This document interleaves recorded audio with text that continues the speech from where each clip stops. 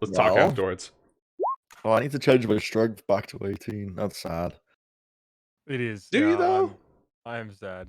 None of you have taken a rest yet. None of you have taken a rest. Actually. I mean, I might need this 25 strength. I'm 1 HP, you know. Not to fight off something. This adventure takes place like 1 round after the last one ended. Okay. Yeah, so like which of us it sounded like one of us was being split from the rest of the party, and it sounded like it was Josh, but we don't know for sure. All right. I don't like those giggles, honestly, Joe. I'm fairly confident that no matter how this goes down, because the thing was, you said, "Oh, I hate gods," because they just show up and they're like, "Hey, I'm omniscient adjacent, and I know things that no one has any right to know." I think we have a way for everyone in the party to preserve their agency while still being in a lot of trouble, which is my favorite. Is my voice and my mic still crackly? Yes, it is still crackly. Yeah. I mean, yeah. Okay, I'm going to switch my line. All right. They only have 2 lines, so I don't know how he manages this multiple times. How did it seems like Tantalus or Sisyphus, that we have a streamer house with just god-awful internet. Oh yeah, it does, doesn't it? It's like a special version of hell.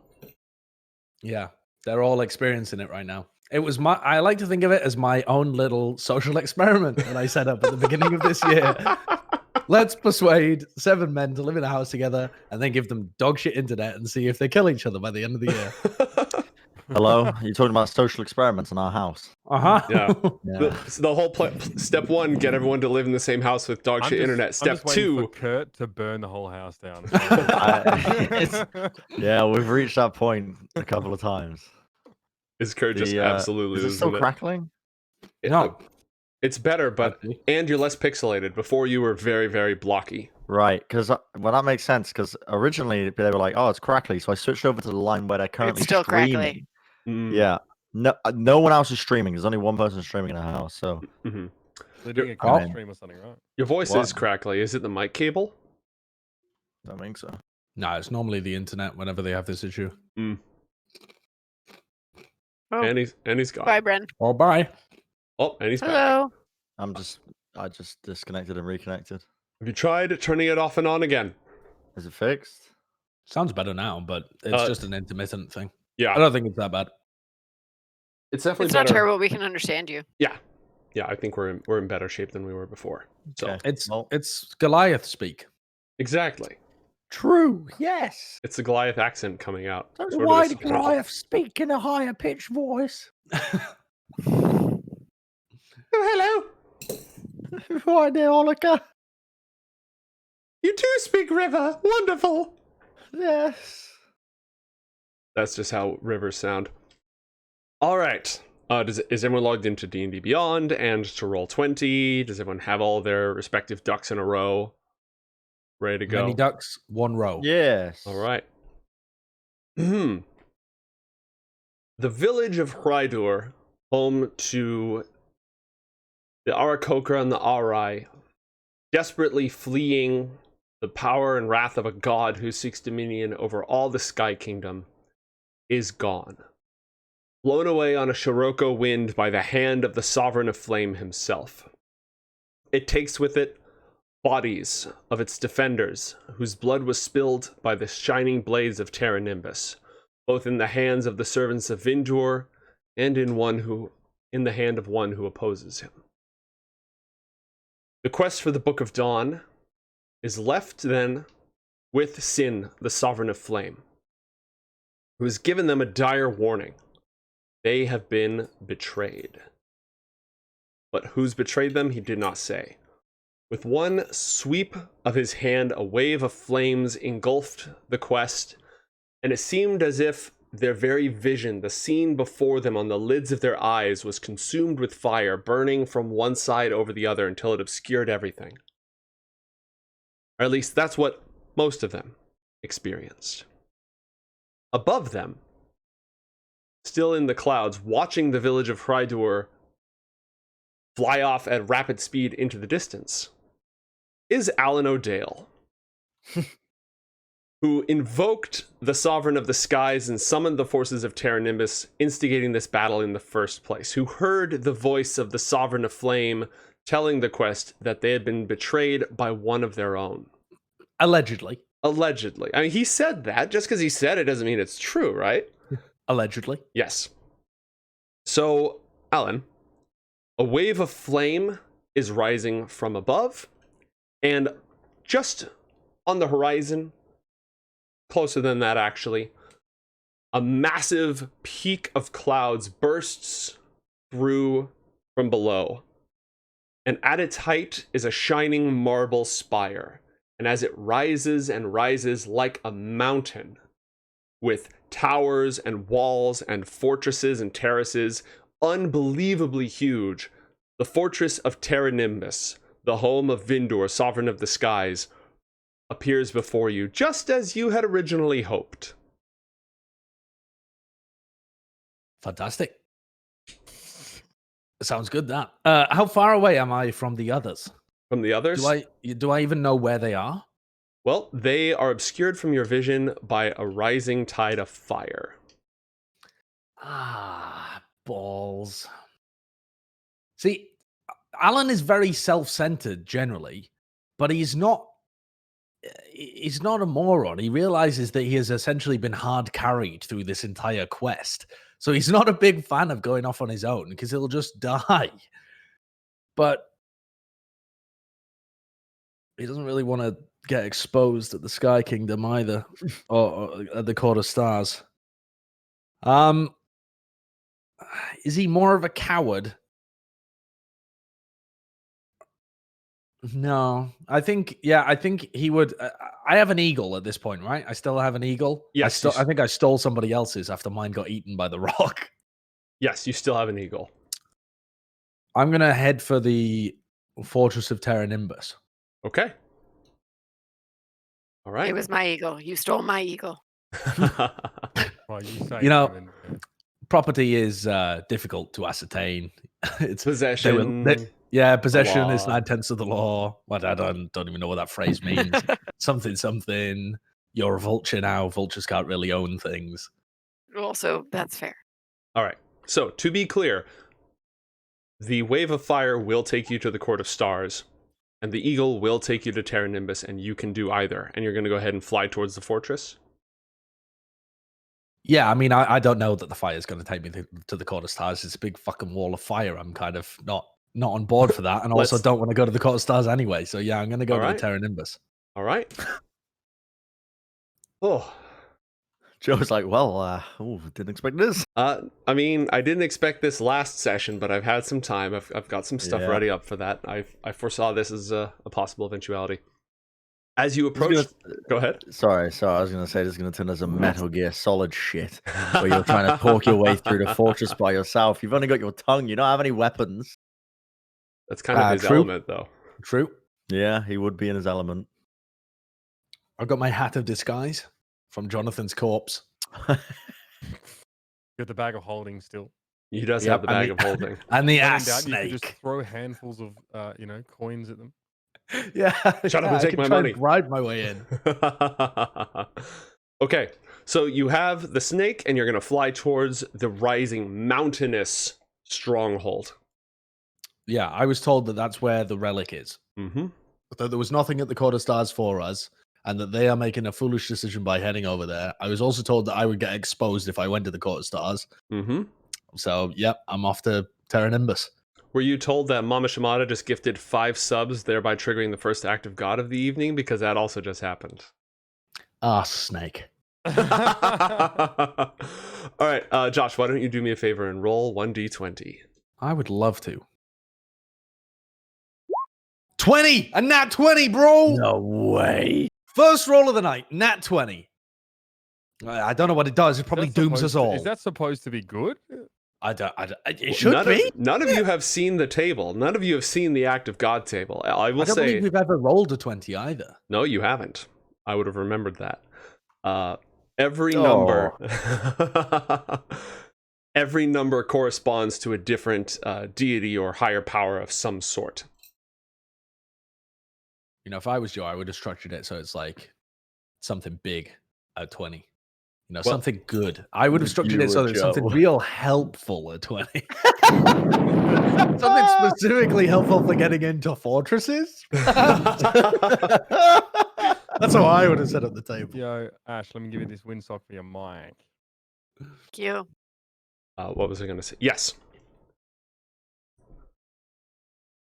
Allan, it occurs to you as this fortress just keeps rising and rising. The thing has got to be a mile high and just absolutely covered with battlements and walls and defensive strongholds and amphitheaters and coliseums and massive sprawling gardens. It's like an island unto itself, and a large one at that, rising up along this peak of solid cloud stuff. And Okay. it occurs to you what an idiot someone would have to be to try to do this on their own. Well, don't worry, I have an eagle. That's fair. But you take some solace in that, some refuge in audacity. Nobody could possibly expect to see this coming, right?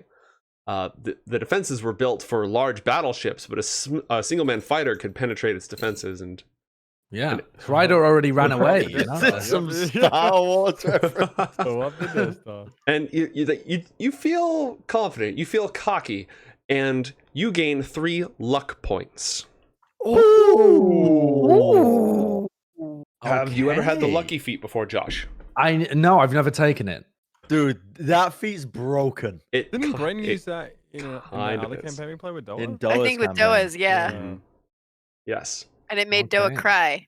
Yep. That feat is actually busted, dude. I will say I don't hate it as much as I hate Pass Without a Trace, but it's Yeah, pretty if I had Well, passed you're without trace, welcome. if I had passed without trace, I'd already be in there. I'd already be at the relic. Well, you should have come with me then. Yeah, if I could have persuaded you. All right. So you have 3 luck points. Essentially what this means, you can spend a luck point to roll an additional d20 and take the better. So it's like Right. advantage, except that it stacks with advantage and it stacks with disadvantage. So Ah. if you do something with where normally you'd have disadvantage, roll 2 and take the worst, suddenly you roll 3 and take the best. Kind of. Wait, pod. what? Yeah, So it's if you have disadvantage, Mhm. it stops it. It turns it into advantage. It turns it into like 3 roll Essentially, yeah. advantage. It turns into super advantage. There are Holy some shit. There are some weird tweaks to it. For example, technically you still have disadvantage, and if you're a rogue, you can't score a sneak attack when you have disadvantage. So like, Okay. there's a couple little rules minutia that come into play. But I had a character, Ninja Man Matt played a character once who was an archer, and when he really needed to nail the shot, he would shut his eyes to give himself disadvantage and spend a luck point. That's genius. That makes no sense, but it's genius. It's heart of the cards bullshit. So yeah, you have 3 luck points. Some Lady Luck or Fortune's father is on your side in this wild endeavor. I knew I was doing the right thing. All right, you draw closer and closer, and you see great patrols of Terra Nimbus Knights and Rook-mounted Storm Giants flying around. If you don't take any precaution to the contrary, you will be detected, and you will be Okay. intercepted. Do the what is the range at which they're flying away from the castle? Like, what's the? They can't be patrolling, miles away from the castle. So, what's the Mhm. rate, the orbit of the guards? I'd say the farthest one out is a mile out with a very slow Oh, orbit. Jesus. I mean, if you think about it, these eagles and similar things, they fly at an incredible speed, so it's not that difficult to maintain an orbit like that. Okay. Are there nearby clouds that I can try and hide in? Yeah, you could do that. Is the goal to sort of hide in cloud to cloud and solid snake your way in? Not particularly. My original goal was just to try and map out He's the gonna orbit arse of snake his way the. in. I'm going to try and map out the orbit of the Mhm. guards to try and see if there's cycles of them, to see if there's a time where if they're doing full orbits where there's Mhm. a couple on the other side, and so I can get in closer from cloud to cloud. Okay, give me a stealth check, Okay. followed by a perception check. One to hide, the other to do the analysis. A nat 20 on what? stealth. Back to back nat 20s. We are off to Bro, the races. What? This from the guy who, broke a giant's neck at Mach 1 as it was falling from the sky and survived with 1 hit point. All right, so you are absolutely concealed. Nobody, eagle eyes or not, no one's going to spot you. Give me a perception check to analyze their patrols. A 12. Okay. You've got a decent bearing on it, but you're not used to thinking so three-dimensionally. You're not entirely sure what their visual radius is. You think you have an idea after you wait for... How long are you willing to wait? Is it moving away from me? Like, is the fortress kind of static relative to my position? Relatively So speaking, that I could afford to wait? it is moving close to where Hrydur was, though not at a rapid rate. I'm willing to camp out and wait for at least 2 full orbits of the max range dude that's like a mile out. So however long you think that'd take, like 30 minutes, 40 minutes, a full hour, whatever. Yeah, I'd say 30 to 40, maybe a full hour. Definitely long enough for us to cut over to the rest of the party for a moment.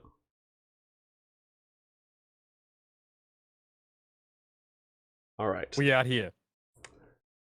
Hello. As I said, a wave of fire passes over all of you. Burning, you don't feel it, but you see it as if it's burning across your very eyes, scouring away the landscape, replacing it with something else entirely. Lysha. Seeing this and Sorry. only having known that there was fire across her homeland, she'd start wondering if Sin was responsible for the wall of fire across her home. She doesn't know what was, and that it was her own fault. That's a valid take. Eren is just regained consciousness, and does he actually remember anything about the end of the fight? Roll a wisdom saving throw.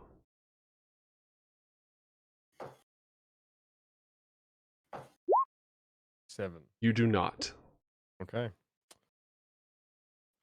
Well, then he is very disoriented and very confused. Well, it doesn't really help when you start to just fall. So, question, because we were on...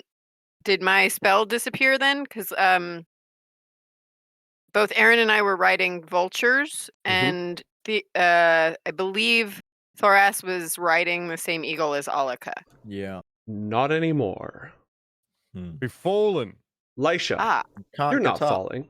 You are walking through a lovely autumn forest.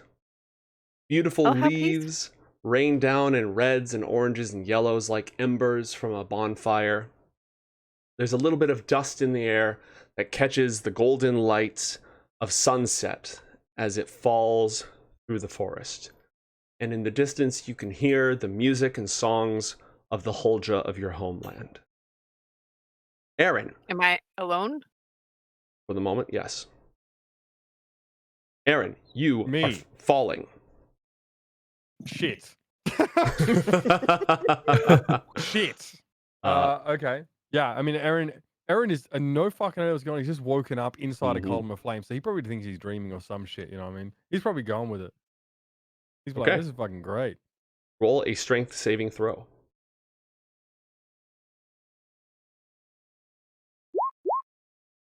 That was a crit fail. Atrocious. Okay. And a good start. You plummet. Bruh. And as you're falling, you hit something. No. And something hits you. And then another something. And you hear the fluttering of wings and the angry cawing of countless carrion crows pecking and gnawing at you as you fall through this cloud before at last you strike sand. What the fuck? There better be hula women in coconut bras, because this was bullshit. This is not the fucking glorious welcome home that I anticipated. Thoras, you cling to the side of a mountain that just burst from the clouds. The clouds were destroyed that you were standing on were destroyed. Everything that was around you was destroyed by fire and replaced with this huge stony mountain just soaring up into the sky, and if you don't latch onto it, you will fall. Roll an athletics check.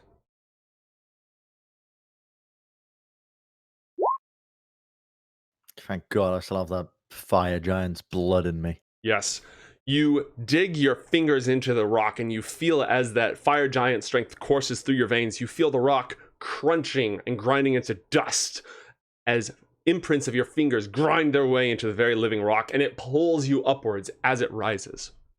And all around you, thunder and lightning and terrible winds and driving, howling rain beat against your flesh. We're going to go back to Eren for a moment. Eren, as you spit out sand, you hear roaring and chanting of thousands and thousands of voices all around you. You are in the fighting pits of a vast coliseum, a grand amphitheater, not the back alley fighting pits that you've had to make your way through at time, and grander and larger than the greatest arena that you've ever done, in which you've done battle. Do I have a cape? Yes, you have a cape. Nice. The stands are absolutely filled with crowds on their feet, stomping their feet, roaring and chanting, but you cannot make out the words. Maybe some of them are calling your name, but it's being lost in the tumult. Probably. And above all of it, there's no sky. Far above the gladiatorial arena is the roof of a dark and vast cavern. Yikes. Thoras, as you cling to the side of the mountain, your strength prevails and you are strong and you're able to hold on. But you see the rest of your party not as strong as you.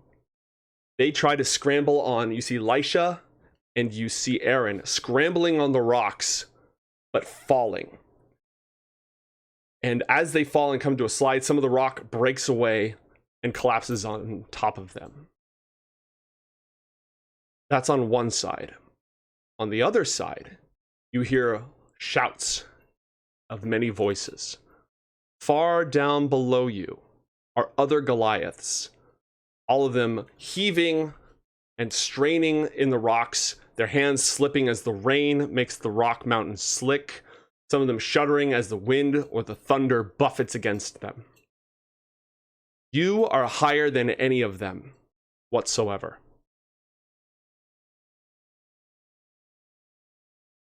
This is obviously not reality because I smashed him at the mountain climbing race. No, you didn't. Speaking of smashing him, Eren wriggles out from under the rocks, and a pair of glorious shining wings burst forth, and he starts to just soar right up the peak. And Catch me now, bitch. I'm witnessing my party being crushed by rocks on one side. Well, it's just Lysha at this point, and Olika. Okay, Lysha and Olika being crushed by rocks. Your party, your tribe And of my Goliaths, my struggling former to- tribe. Your former tribe all perished climbing this very same mountain. On the other side, all trying to climb up. Mm-hmm. You can tell your tribe is not in great danger, but it will take lots and lots. You can already see, okay, I have to climb all the way down there. And then that one, that's the smallest, he would take the most effort to hoist up. And you could just be there for hours trying to help them get out of there safely. Your friends, the party, much closer to the top. But if they shift at all, or you heave the rocks, the entire cliff face could come crumbling down on them. And Eren is just making a break for it all the way to the top. Now, Thoras, over the course of this journey that he's had, there was one thing in his mind that he was focusing on, and it was the quest for strength, because in Goliath culture, strength is everything, and the obtainment of bettering yourself is basically the culture of Goliaths. But maybe he's learned over the course of this that being the strongest isn't everything. You know, maybe being the strongest isn't the greatest of end goals about something to use that strength on. And maybe it's the duty of the strong to protect the weak. So I think Thoras would climb down and try to help Lysha and Olika up Okay. by wrapping them in his rope bondage harness. And then trying to yoink him up. Okay. First, you're going to need to find a safe path towards them. You can use survival, perception, or anything else if it makes sense.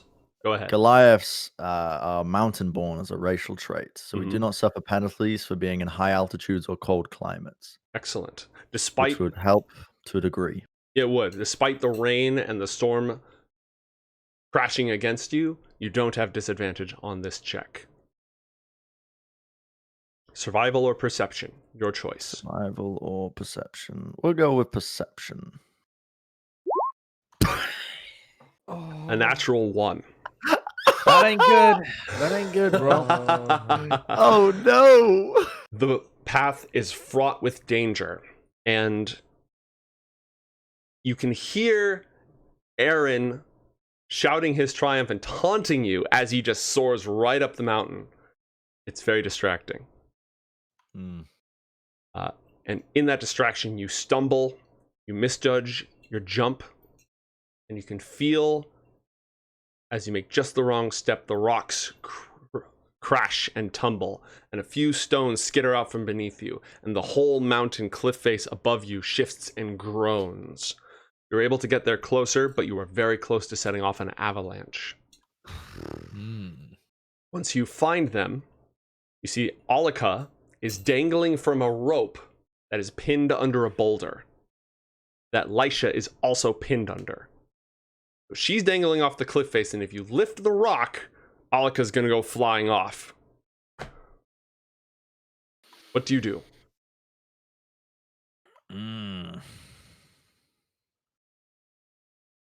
Well, I would go for that. You know that scene in Spider-Man 2 when he's holding the train, you know, and he's like trying to pull it together or something. There's a scene I've got in my mind.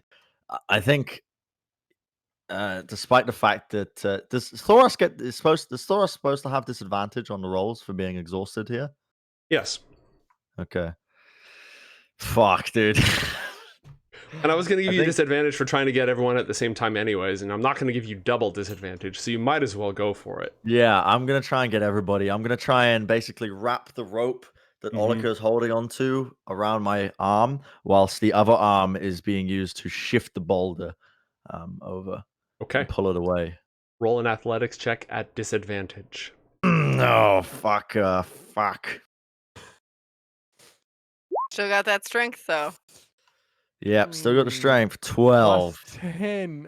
And he got a 12. Okay. Oh. You strain and your muscles are on fire. The flame that infused you seems to be burning you from within. The rock crushing Lysha shifts, but Olika, the rope that she's dangling from, snaps, and you have to hang yourself halfway off the cliff to prevent her from falling. And above you, another rock comes crashing down. Roll a dexterity saving throw. Now, you don't have disadvantage on saving throws. Because of my danger sense, which you can't see, I have advantage on dexterity saving throws against effects that I can see. Very well. You may take that. Okay, so I've got advantage on that. Thank the Lord. Okay, 21. Yeah. You swing her out of the way as the rock goes crashing down. Poggers! Poggers! And you haul her over, and you're able to shift the boulder off of Lysha. Whew. Thank you, Thoras. Thoras does not need thanks. Thoras My needs healing. hero. This is imaginary, Lysha, right? Yeah, I have so coming from behind the curtain real quick. The scene for Allan O'Dale was going to be wild. And it was going to involve the three of you being really creepy. Oh, But that's all right. okay. Eren is still soaring up ahead towards the top of the mountain, and you think you hear on the other side the other Goliaths making their way slowly, but steadily making their way up the mountain. The way is clear for the three of you to climb. How will you go about making your way? I'm gonna use an ability. I'm gonna use my survival skills to try and perceive a path up the mountain through either that's either being weathered down by storms or something that potentially wildlife up here would be using to try and the spot mountain goats. yeah. Do you think maybe Thoras would remember that Lysha had used spider climb the first time they did this? Nope. Okay. That's fair. That's He would fair. not. Yeah, and Thoras is gonna try and follow a track, find a track. Okay, follow. roll survival. Disadvantage because you're disadvantage? exhausted. Yes. Thank God. That's not bad. With Thoras leading the way, everyone else following in his footsteps, he sees the tiny little steps that the mountain goats would use to climb. And you ascend sheer cliff faces and some slight overhead inclines using rope and just your sheer muscle. And weary at last, you reach the top. All right. We are going to cut to Lysha for a moment. Then we're going to go to Allan O'Dale. Then we're going to go back to Eren Vol. Lysha, as you walk through the woods of home and finally everything has calmed down, this is the first time, probably since this adventure began, that you've been in a familiar place, that no one's been trying to kill you, that nobody's been trying to murder people in front of you, that you haven't been... so at peace. It's such a change of pace. And you become aware of a huge bear just ambling along beside you. Seems totally comfortable. Isn't attacking you, not showing, as a druid, it's not showing any signs of aggression whatsoever. And you think you recognize it. It's only been a few days, and so much has happened between now and then. Sometimes it just feels like a bad dream. King Hakas of the Giants had a pet bear that he kept with him. Oh, Yes. The druid. Yes. You recognize the bear. I would say hello and not bother casting Speak with Animals this time because last time it laughed at me for doing that. That's happened at least twice in this campaign, right? Feels like it at least. Try to speak with animals and it Yeah, with turns the out to be a snake. druid that would have understood me anyway. The bear and the snake, that's right. Snake, Neither. Yeah. One of which at least was not really what it appeared to be.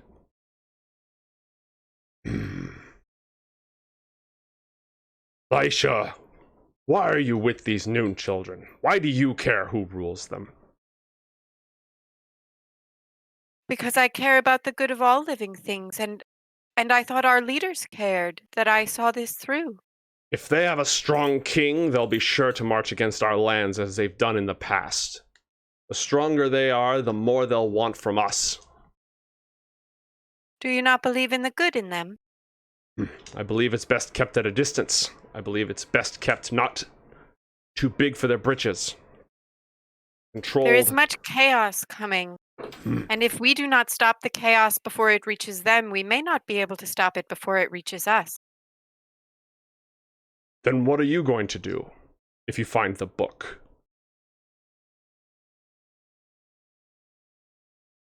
Do you have a suggestion? You're the one who cares about these people, not me. And still a good king that will What- not come against us. And perhaps an advisor from our people would be warranted. A weak king. Someone we can shape and guide and keep away from us. You might be more cunning than I thought. Perhaps you're not as idealistic a fool as you seem. She's very confused by this statement, but is going to let it go. Okay. Yes. Yeah. The bear sort of grunts at you and starts heading off into the woods, not following the same path that you're on. She's really tempted by the voices of her people, but does she get the sense that this bear intends for her to follow it? Nope. He's definitely not going the same direction you are. Just confirmed, maybe not quite as a diverging a path as he originally thought, but he's not interested in following you anymore. Okay. She'd probably be like, wait, will I see you again? Depends on your quest. Depends on whether mine succeeds. What is your quest? To keep them weak. I don't believe I got your name. Mildred. Mildred Havel. No, that was your aunt. Mm. Really should have put that in my notes. Give me one moment. Oh, was it that crazy woman? Yeah. Yes. Mildred Chollop. She Yeah. was in the episode with Blomp and Melchizedek. Oh, right. that's right. That's one that Eren was hitting on. Eren was like relentlessly. hitting on her Yeah. and then decided she You was were a trying bitch to- or something. You're trying to fuck my aunt. Well, Yeah, but none of us knew she was your aunt. Korak. That was his name. Korak. Korak. With a little on the end of it.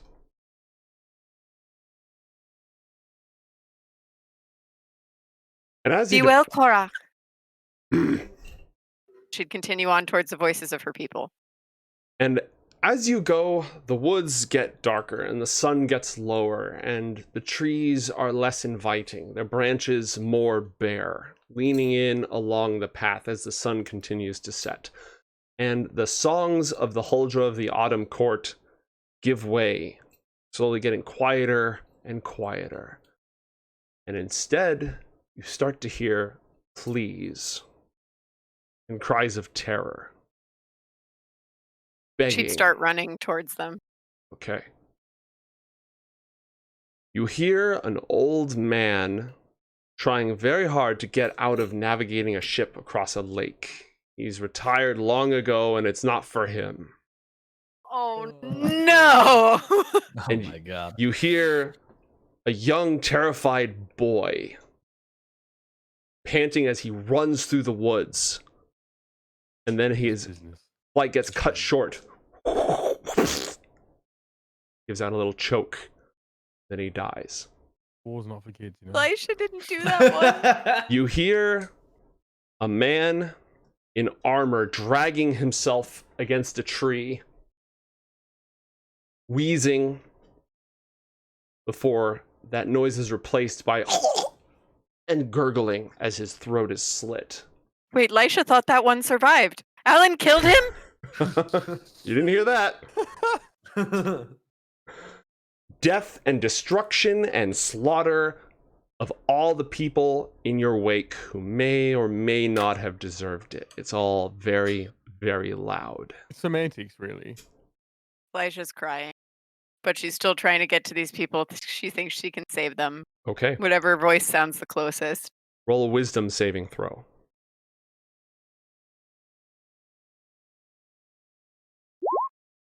Okay. Okay. 20. Dirty 20. Even as the trees grow closer to you and the sounds spread out and surround you, whirling in different directions, you have a single focused goal in your heart to do whatever it takes to help. And with that in mind, you push forward even as the branches claw and drag at your flesh. You will not be stopped. Let's go back to our friend Allan O'Dale. It's been about an hour of lurking in the clouds, watching the patrols go by. You've discerned... Go ahead. No. Please tell me what I've learned. You've discerned a few things. You know that most of the patrols consist of the Knights of Terra Nimbus. And you sort of got a feel for the layout of the entire fortress. It's now risen to the point where it's almost entirely out of the clouds. You see a lot of coming and going near the cloud layer, as if that's where the barracks or the watchtowers, where most of the forces are located, can be found. Where am I? So the armories, the barracks, the places for making war seem to be clustered mostly near the bottom. And that place doesn't have as many deliberate patrols because there's just so many knights and patrols coming and going from it. It doesn't need to be protected. It's constantly busy. Higher and above that, there's also something below the cloud layer that you haven't really been able to see. There's something hidden down at the bottom. Higher, as you go up the mountain, there are amphitheaters and open agoras and great plazas, much as the village of Hrydur had these polished, carved structures of cloud condensed so much that it's smooth like marble. That sort of architecture picks up near the middle of the cloud with these grand, and these, whereas the barracks down below are sized for humans like you, this middle tier is titanic in scale, clearly meant for giants and their ilk. And there are some workplaces about it, but also it just seems to be a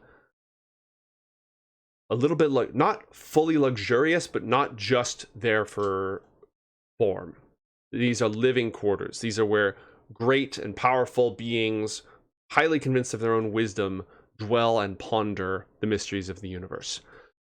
Above that, just below, at the very, very, very peak, is a mighty spire fortress.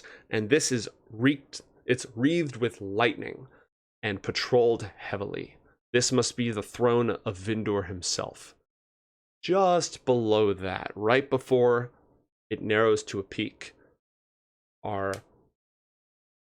there's a great ring of polished marble walls. And in the few glimpses you've seen of it, you see greenery and great vast water. It is a huge garden. So you've got the barracks level, the giant living level, the garden level, and the throne room at the top. And I was told that I need something from the garden level. Yes. Right? I was told that it was in the garden that I needed, what was it, the bough of a tree or something? It was the branch of a snippet from the tree. It was Yes. the fruit from the tree of knowledge of good and evil. Yeah. Different garden, but we can direct you to that one as well. The Knights of Terra Nimbus. Yes. Already carrying a snake. Do they all fly unaided? They're not riding eagles or any shit like that, right? Correct. What is it? It's not jetpacks. It's just by their own force. Their own nobody's magical. particularly investigated it. You can make a knowledge check. You are a bard, knower of many things. Sure. What would I go for? It's Arcana to understand the magical properties of. Oh, what is that? Don't know. Did Ashley just nat 20 to wisdom save that? Not wasn't intentionally. I didn't even click on anything. I'm just sort very of- confused. That's kind of a bummer. I wasted a nat 20. Yeah. To see it, yeah. I got a 17 for my Arcana check. The Knights of Terra Nimbus are mortals, drafted into the armies of Vindur, and imbued with his power. So it is a property. It's sort of a resonance between the knights and their armor, but only if they are in the service of Vindur, which is why Eren's armor doesn't let him just fly around. Right. The people that are wandering around on the barracks level are presumably not flying, though. They are walking? Correct. Okay. And have I seen any activity on the giant level at all? With a 12 perception, perhaps you see massive figures moving within columned galleries and the like. This is gonna be dumb then. All right. Here's the play. I am going to, through a combination of my hat of disguise and alter self, I'm going to turn myself into a Knight of Terra Nimbus. Okay. I'm going to change my appearance so that I appear to be garbed in the dress and have the look of a Knight of Terra Nimbus. I had to hold my arms up for 3 days in a blacksmith. And this guy just gets to fucking. Well, I don't actually have the AC. They would slice me like a piece of ham if they actually decided to take a swing. But I look like it. White. I am then going to also cast invisibility on my eagle. Is Alter Self a concentration spell? Is Invisibility a concentration spell? Invisibility is a concentration spell. Is Alter Up Self? to 1 hour. Alter Self is... Oh, shit, it is. Survey All right, says... we ain't... Well, we ain't doing that. Okay, we are... Okay, I'm going to use my Hat of Disguise only to make myself appear like a Knight of Terra Nimbus. Now, if I could... I'm gonna make eye contact with... I'm sat in a cloud at the moment. I'm gonna make eye contact with the eagle and like spin around and do like a... like a thing for it. And I'm going to see if the eagle has any thoughts about whether or not I look decent. Roll an animal handling check. Okay. What? 21. 21.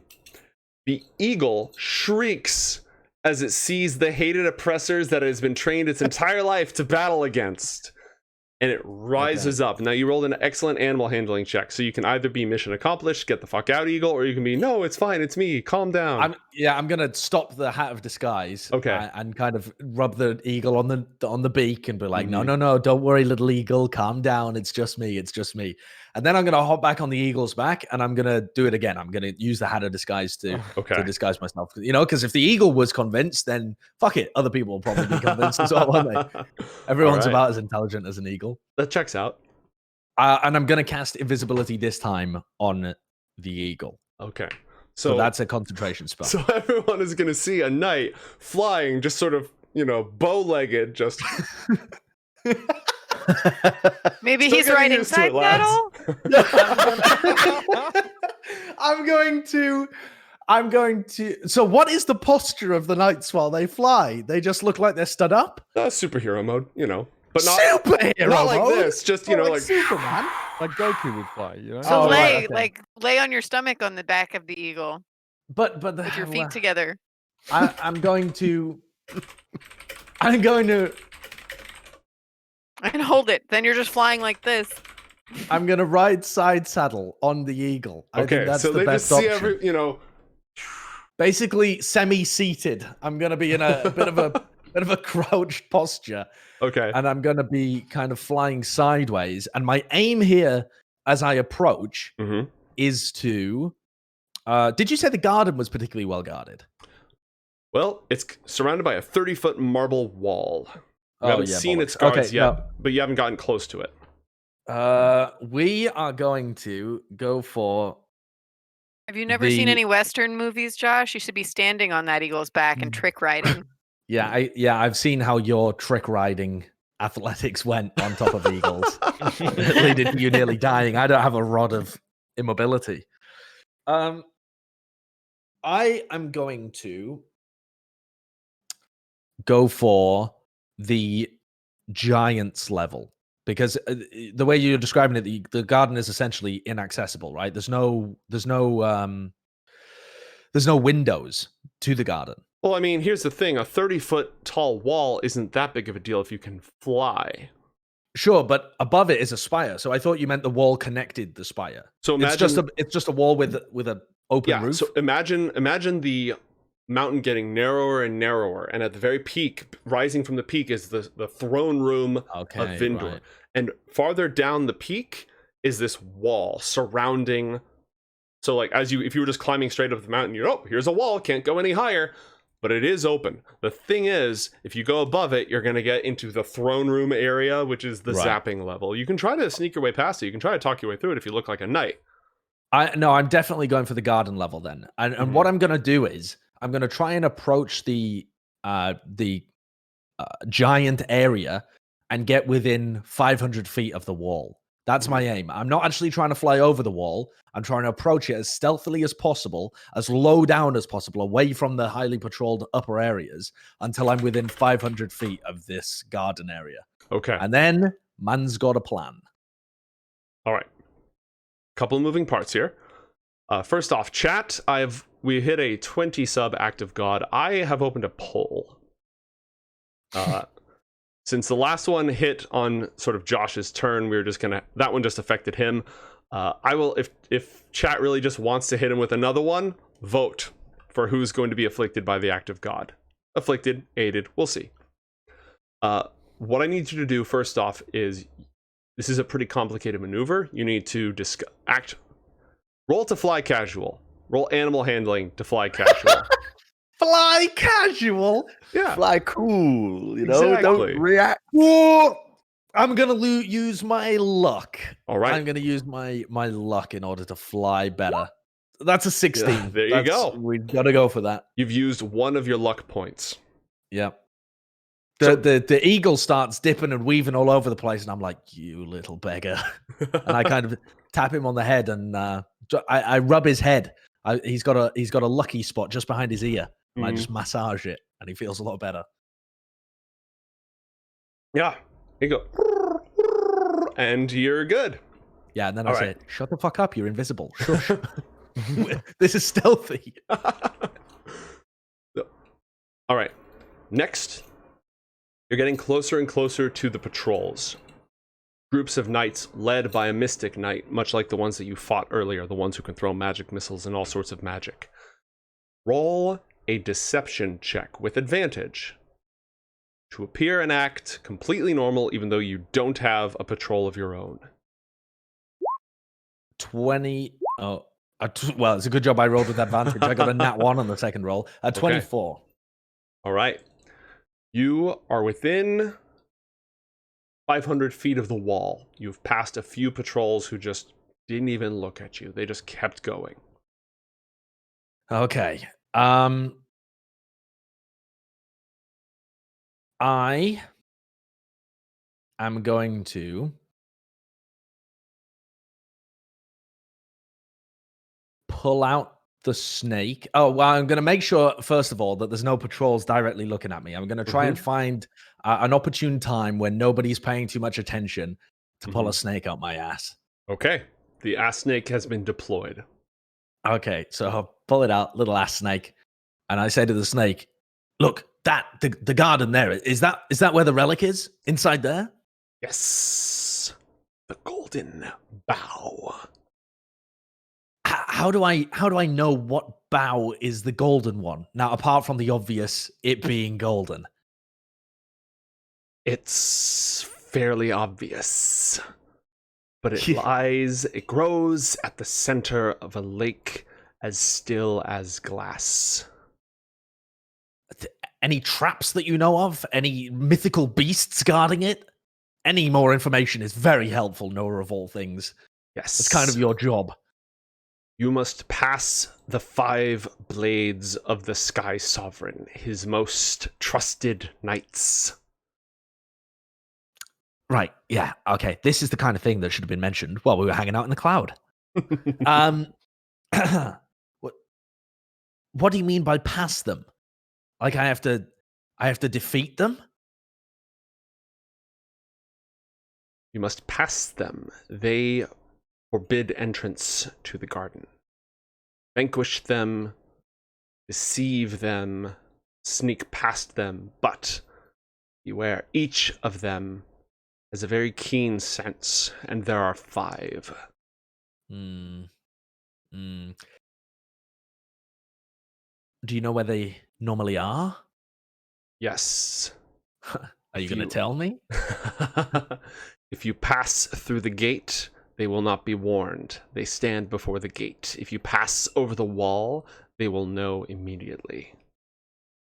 Sorry, what? If I pass through the gate, they won't know? Yes. They only patrol the walls. They stand before the gate. If you climb over the wall, they will be alerted immediately by its magic. If you pass through the gate, they will not be able to find you. Holy shit, this is overpowered. Oh. Are you sure that I should just be wandering through the gate? Now would be a very bad time to cross me. You would be just locked inside a bag of holding for the rest of all time. Threatening the arse snake. Threatening the obviously at this point deity. With more rectal purgatory is the threat. Yeah. Oh, I used to be a roadie for Rectal Purgatory. Great. Okay.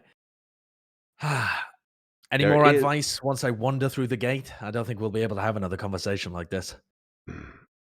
Perhaps. there is something that could help.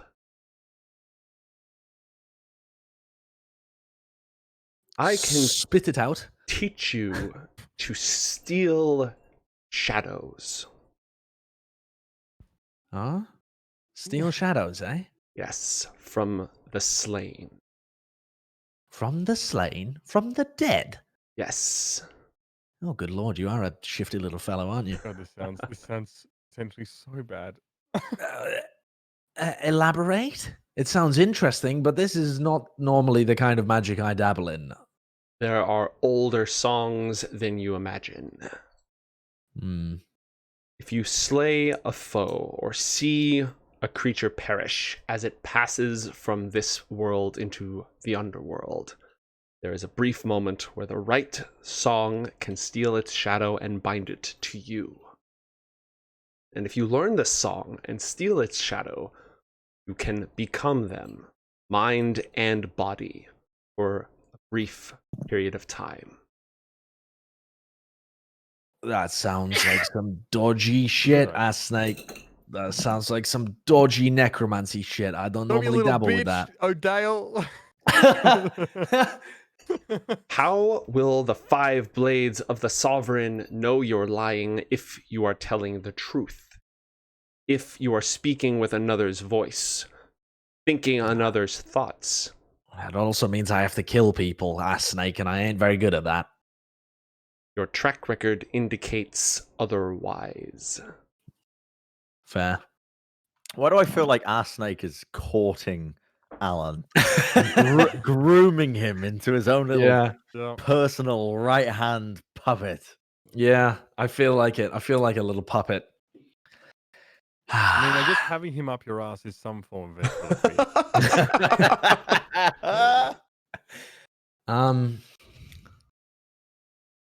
Oh god. Brag Unless the Knights of Terra Nimbus, bruh. unless you think you can deceive his servants. What? Oh, good lord. God, my original plan was just to teleport in and grab that shit and run. It's Which not was- off the menu if you do it fast. Yeah. Just, they'll know you're there via magical wards and the like. Yeah, chat's right, Josh. Learn this very tantalizing, tempting dark power, but you don't have to use it. It's just gaining knowledge. It's the pursuit of academia. Even learning it sounds. Yeah, the thing is, Alan's never been cosmically evil. You know what? Do you know what I mean? Like he's never. He's only You're not wrapped Sauron. up. Yeah, he's only wrapped up in the everyday. He's politically evil, but he's not.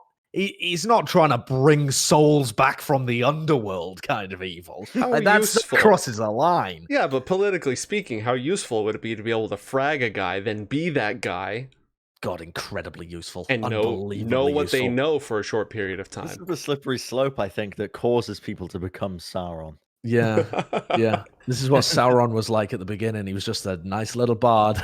Yep. Just trying to make some jewelry, wasn't he? He was just a jewelry salesman. And he spoke to a snake. There's a lot of parallels here to some biblical stories. I'm not going to point them out to you. But sneaking into a garden, snake telling you secrets. Garden, listen to a snake. Yeah. It turned out well, Exactly. It did. Nothing went wrong. Gave birth to the human race, so True. Everything's going great for us. Do you want a We moment got to have sex. Yeah. It's true. It's true. Snake, how precisely do you envision me killing one of Vindur's servants? Bloody hell. One of the Sky Sovereign's servants. Jesus, that would be a bad idea, wouldn't it? Bro. Roll 1d100. Oh, come on. 37. All right. Silence. Sorry. The Sky Sovereign. How do you anticipate me killing one of them without the others realizing? Not the 5.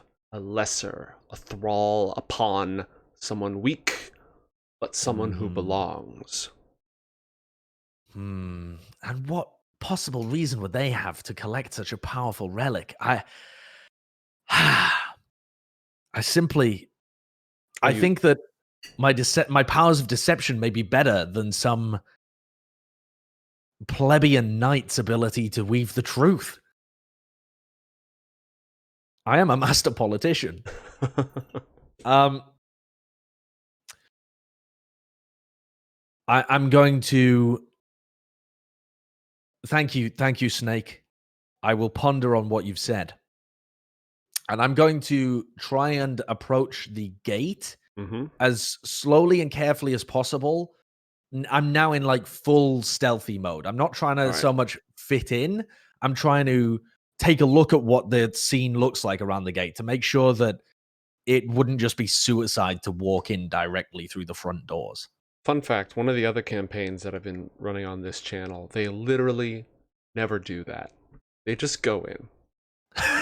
And they've almost died every single time. So you're casing the joint. I'm casing the joint. You're casing the joint. But not from the walls, because that was my plan until the snake told me that would be certain death. Well, only if you cross the walls. Yeah, I mean, I could just teleport behind the walls, but I'm also just blind teleporting in at that point. To clarify, if you enter the garden without going through the gate, the wards will be active and they will be aware of an intrusion. So teleporting counts. But that only happens after you cross the threshold of the walls. Right. All right, let's see who won our poll for the act of God. Thoras. Thoras. Well, wow. We're going to leave Allan O'Dale for a moment. Eren may have called in a few favors, didn't quite, get in there, but that's all right. He's not afraid to, use coin.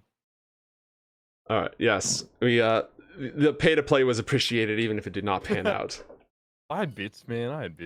All right. So let's actually, you'll see how this all ties together in just a moment. Let's actually, rather than going back to Thoras or to Lysha, let's go back to Eren Vol for a moment. I'm in the Coliseum, bro. I'm getting my Russell Crowe on. You're in the Coliseum. You are at full health. Oh, shit. You are at full health. You are at the height of your powers. All your abilities are refreshed as if you had taken a long rest. Just click the long rest button and run with it. All right. You stand in the middle of this vast sandy arena surrounded by roaring crowds, and far above you is not the sky nor the stars, but a great cavern. And across from you, the gate, the great iron, rusted, blood-covered gate rises, and the crowd roars, and they begin chanting over and over as it opens on utter darkness. Eren Vol, what do you do? I fucking pull out my sword and raise it because I have no idea who I'm fighting, but I'm in my element now. Okay. Eren's ready to throw down. You hear a name rising from the masses as one by one they unite and chant the name of their champion as he crosses the threshold into the arena. Thoras! Thoras! Thoras! Thoras! Okay. Thoras. You, with your friends, helping them every step of the way, you reach the height of the mountain. And you are carried for a moment in a flash of light by a great wind. Take a long rest. Oh my God, the PvP is coming for real.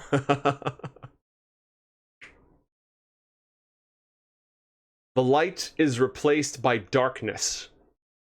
The roar of crowds chanting your name, they sound disappointed.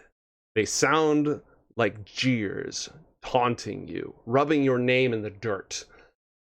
And as a great iron, rust-covered portcullis rises before you, you see a grand amphitheater. And standing at the far side, sword at the ready, at the height of his power, is Eren Vol.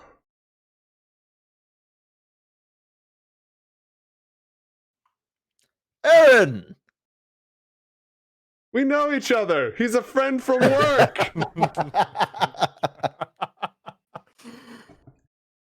Holy fuck, what does Eren even say when Thoras turns up in the fucking Colosseum? This Now, wasn't is my this- idea of friendly competition. Is this actual Thoras?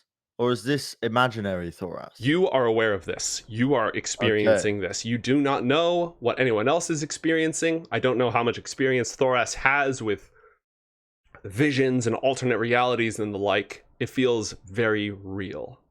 Okay. And what I'm getting from this is that they want us to fight. Yes, no one's compelling you to, but the crowd is mocking you and booing you. Let's give them a show then, eh?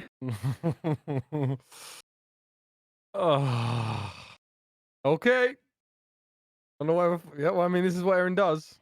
Do I still have my fire giant's blood? No, that Okay. is gone. Good for Eren. Hence long rest. I lose my frost giant strength as well, I guess. Mm-hmm.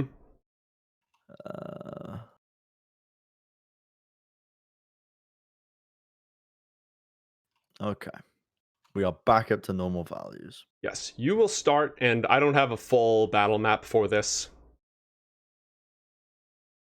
But essentially you start 100 feet from each other. Mm-hmm. Are you rolling for, would you like to roll for initiative? I'm just going to... hold on. What's happened to Lysha and Olika, who I was carrying up? You don't see them at all. This is again, you're in the middle of this huge... Roll a perception check, actually.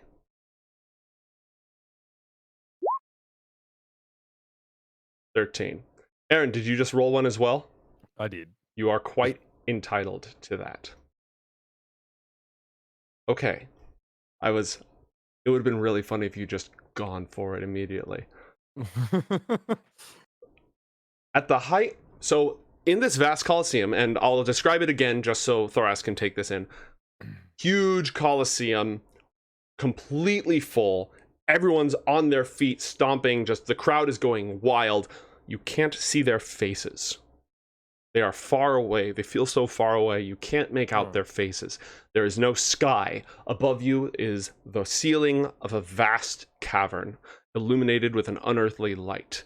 And standing on a great platform jutting out over the middle of the arena is a figure obscured by shadow, but you think you see the glint of dark iron armor. This figure stands easily 20 feet tall. Its arms are raised as if to address the crowd. Is it addressing the crowd? Yes. Assuming that you don't immediately roll for it. Again, if you guys had just gone for it, wouldn't have happened. I'm definitely listening because Thoras has gone from this internal reflection of how he should help the weak to being thrusted into an environment where he's being goaded into battling against one of his companions that he's been fighting alongside. Bear witness, my gathered friends. The warrior. He gestures towards Eren Vol with one gauntleted hand. And the weapon. He points at Thoras. One, tested, tried, and tempted. So very near to proving himself not a tool in the hands of others, but a champion. Self-ruled, iron-disciplined, strong, and therefore worthy. The other, he turns to Thoras, honed by stone and storm, falling like the blade of the axe he wields towards a single purpose, driven, relentless, but ungoverned and wild. In this theater of truth, one deserves glory, might, renown. One has a place in this world, and one does not. Let the strongest stand, and the weak kneel before them. Let them fight! And the crowd roars, calling for blood. Eren throws his sword into the dust. Into the dust? Yeah. Okay. Laughter. mockery, thousands upon thousands jeering at him. He looks up at this figure. Mm-hmm. And he thinks he has an idea of who this figure is. Mm-hmm. And he yells at him and he says, I have hurt far too many people dear to me, people that have helped me along my way because of the dark corruption and bloodlust that I have succumbed to far many times. He thinks I think Eren probably understands that if he passed out during that battle, friends of his got hurt. And if he did know what happened, then it would be very bad. So, that's fair.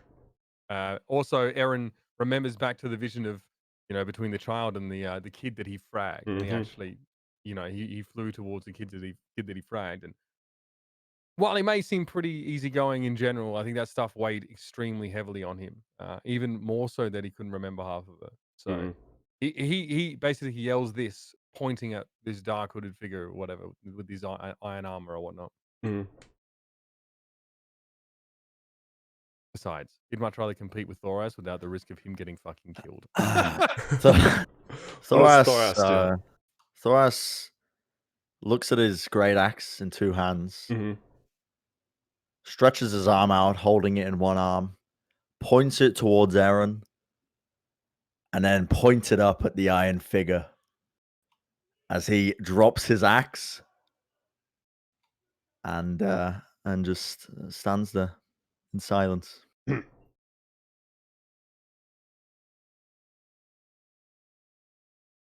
you know where your path leads? He speaks down to the two of you.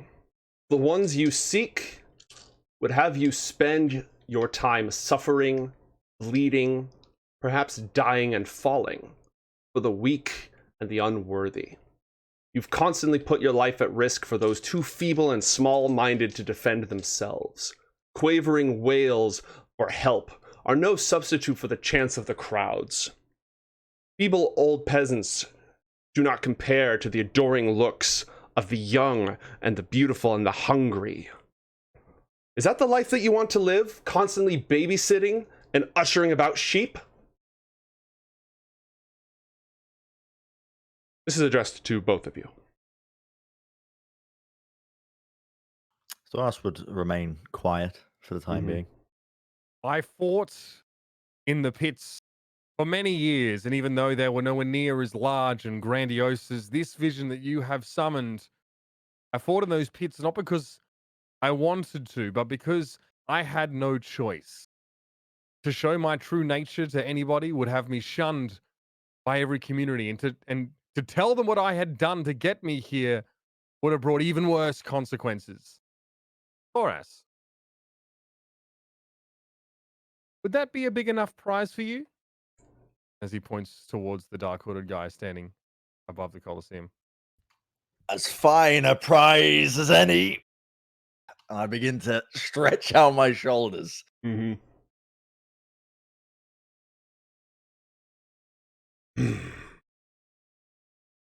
There are three sorts in this world.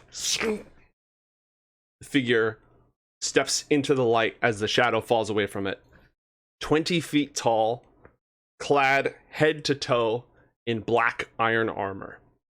It draws two blades that look like they've been broken and sundered from each other. They sizzle red hot. They are rough and ragged and rusted, and they burn with a hideous flame.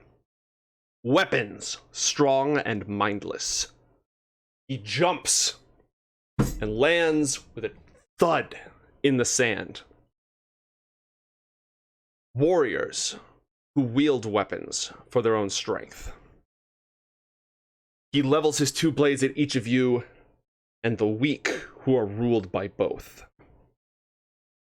Roll for initiative. I fucking find a stat block for this guy.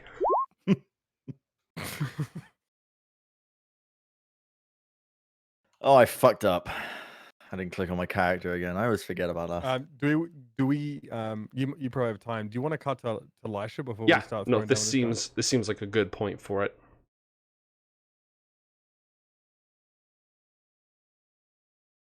All right, cool. Oh, you know what? Before we move on, I owed everybody an act of God. Thoras, roll 1d20.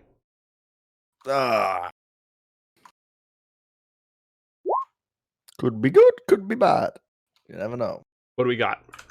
18. 18. He says.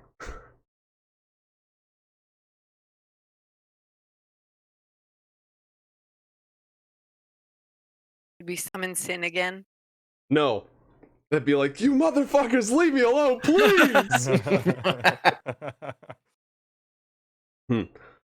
The whims of Liban, Ooh. sovereign of the sea. So, under normal circumstances, Liban is a mercurial deity, bound by none who does as they please. But the sovereigns have no love lost for the infernals. So in this case, that strength is on your side. Ooh. The power of the waves infuses your axe as you draw it and prepare for battle. Your first successful hit will be empowered.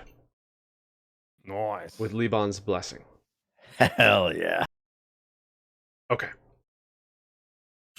Lysha, you were wandering in the autumn wood. The bear had walked off into the distance, and you were following the voices of people in need and people suffering. People who you knew and were left in the trail of your group. The woods grew dark. They gathered close around you, but you held on to that one idea of people I know need help.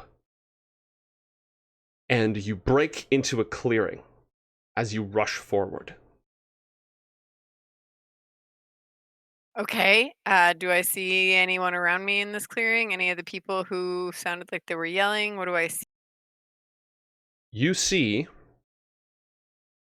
a tremendous wall of fire spreading Oh, God. from horizon to horizon across the entire middle of your home, of the grove where you studied before you went out to dwell amongst the mortal people.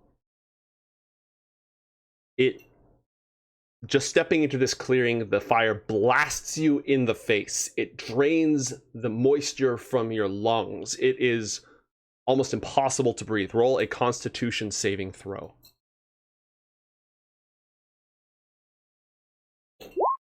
15. 15. Okay, coughing a little bit, you were able to control your breath. What do you do? Well, I've already wait. Okay. Okay. Take a long rest. Thank you. In which case, for starters, this wall of fire goes in as far in every direction as I can see, presumably. Yeah. It rises. It goes from one horizon to the other, and it must be 100 feet tall. Okay. Well, she's freaking out for starters, so the first thing she'd probably try to do is cast Tidal Wave. Okay. At the wall, which is only 30 feet long, 10 feet wide, and 10 feet tall. So it's like a 30 by 10 by 10 area, and it would extinguish all unprotected flames in an area within 30 feet and then vanish. Okay. Probably it won't do anything, but she's going to do it. All right. As you call upon the power of the depths, a great shadow looms behind you in your mind, a vast figure. Its Liban! Eyes peering over your shoulders, and a surge of strength runs through you, and the water flows from the horizon behind you, crashing through the trees, knocking things asunder until a gigantic wall of water as large as the wall of flame collides with it in a huge sizzling burst of steam blasting in all directions. Roll an Arcana check.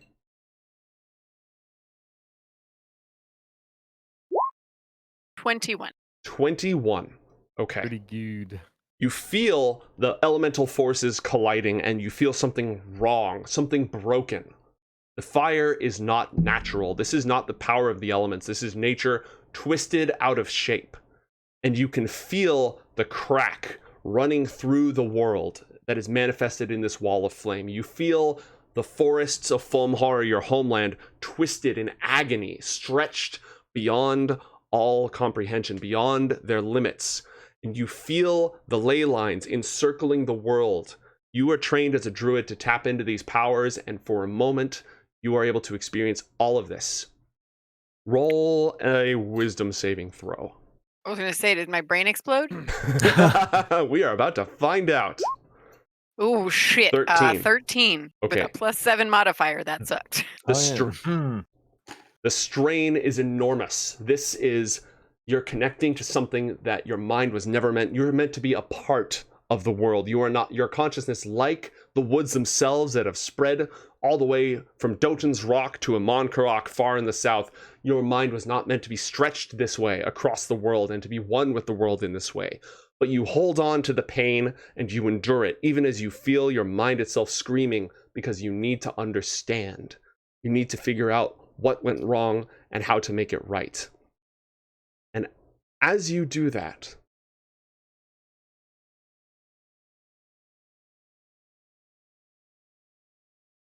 you realize you can see through everything. You see through the forest. The autumn gold, yellow, and red leaves are just shimmering pieces of light, caught between the sky and the stars. Everything breaks as if it's passing through a prism, and you're now standing, instead of inside of it where everything looked and felt so real, you're standing on the outside of it, watching all of it happen. And that understanding that is spreading across the world takes you out of the entire vision. But just before it does, something snaps and something bursts. You hear the sound of a great and terrible gate swinging open. You feel the shadow of wings so vast they blot out the sky and the sun falling over you. You hear a roar of hunger and glee and wrath shaking the world, shaking the four kingdoms from their very roots in the underworld all the way up here to the Sky Kingdom. Oh. Oh, no, it's not. I forgot about this. And you realize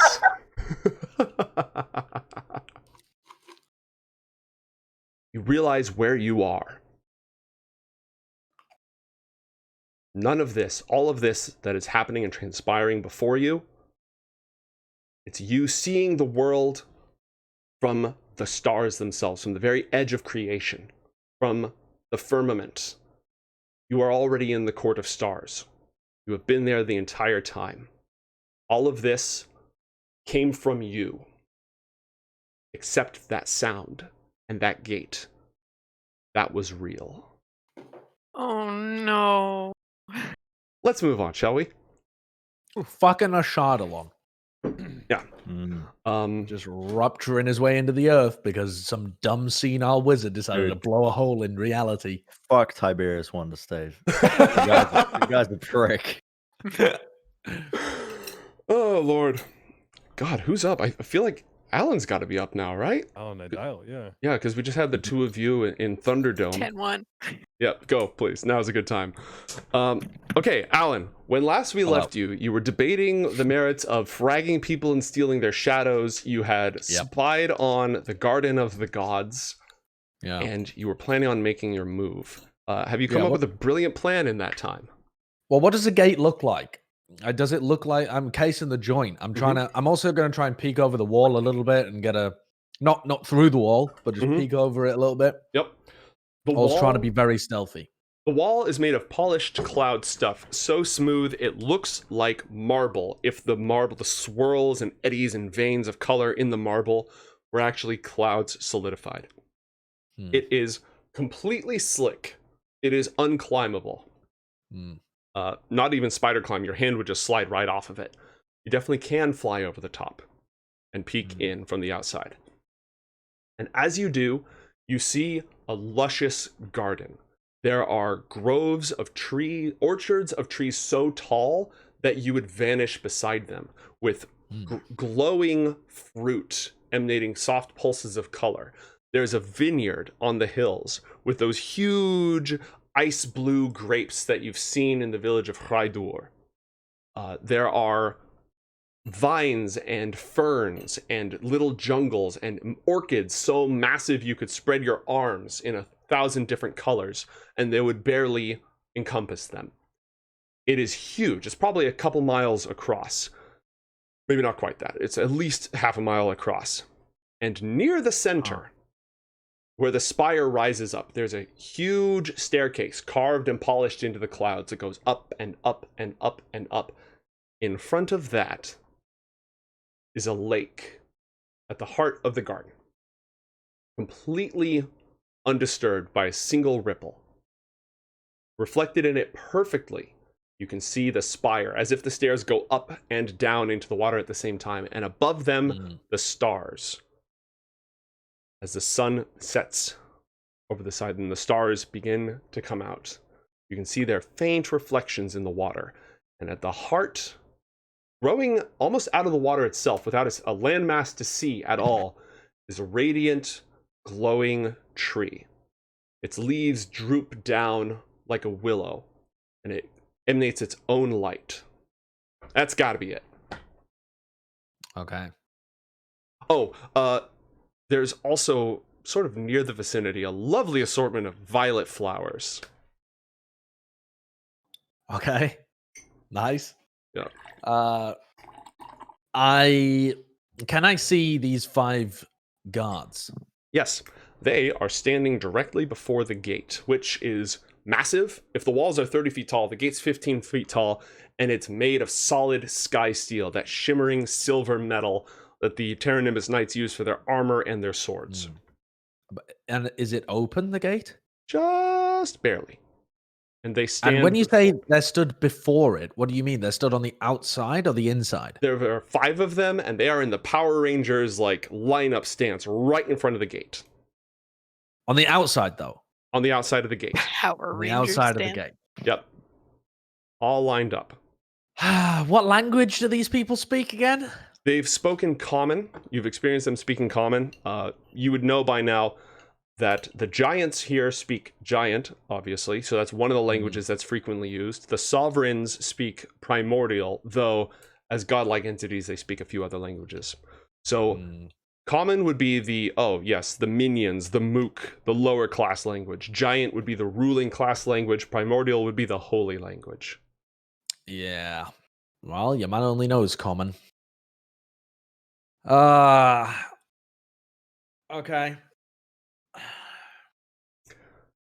Do you know who does speak Giant?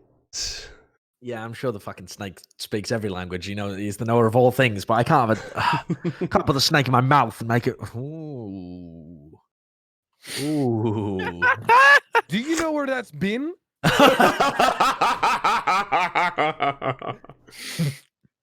Huh.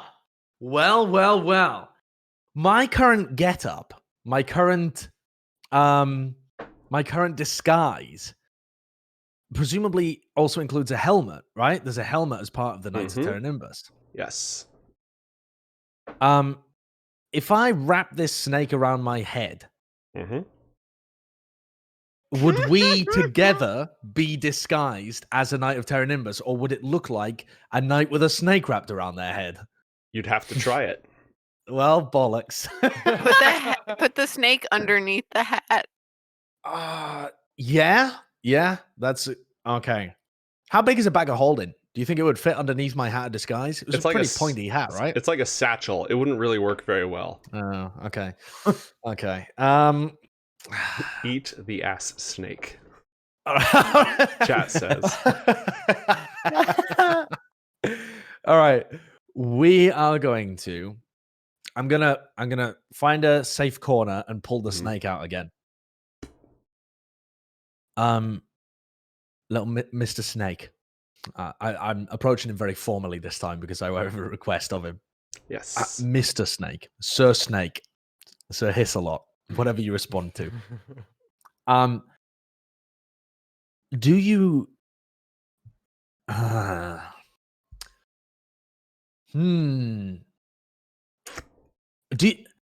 Do you know much of the hierarchy of these people? I don't know why I'm asking. You know everything. The snake opens its mouth to tell you that and then shuts it. Yeah. People who look like this, and I'm going to point the snake at me and kind of scan it up and down my body.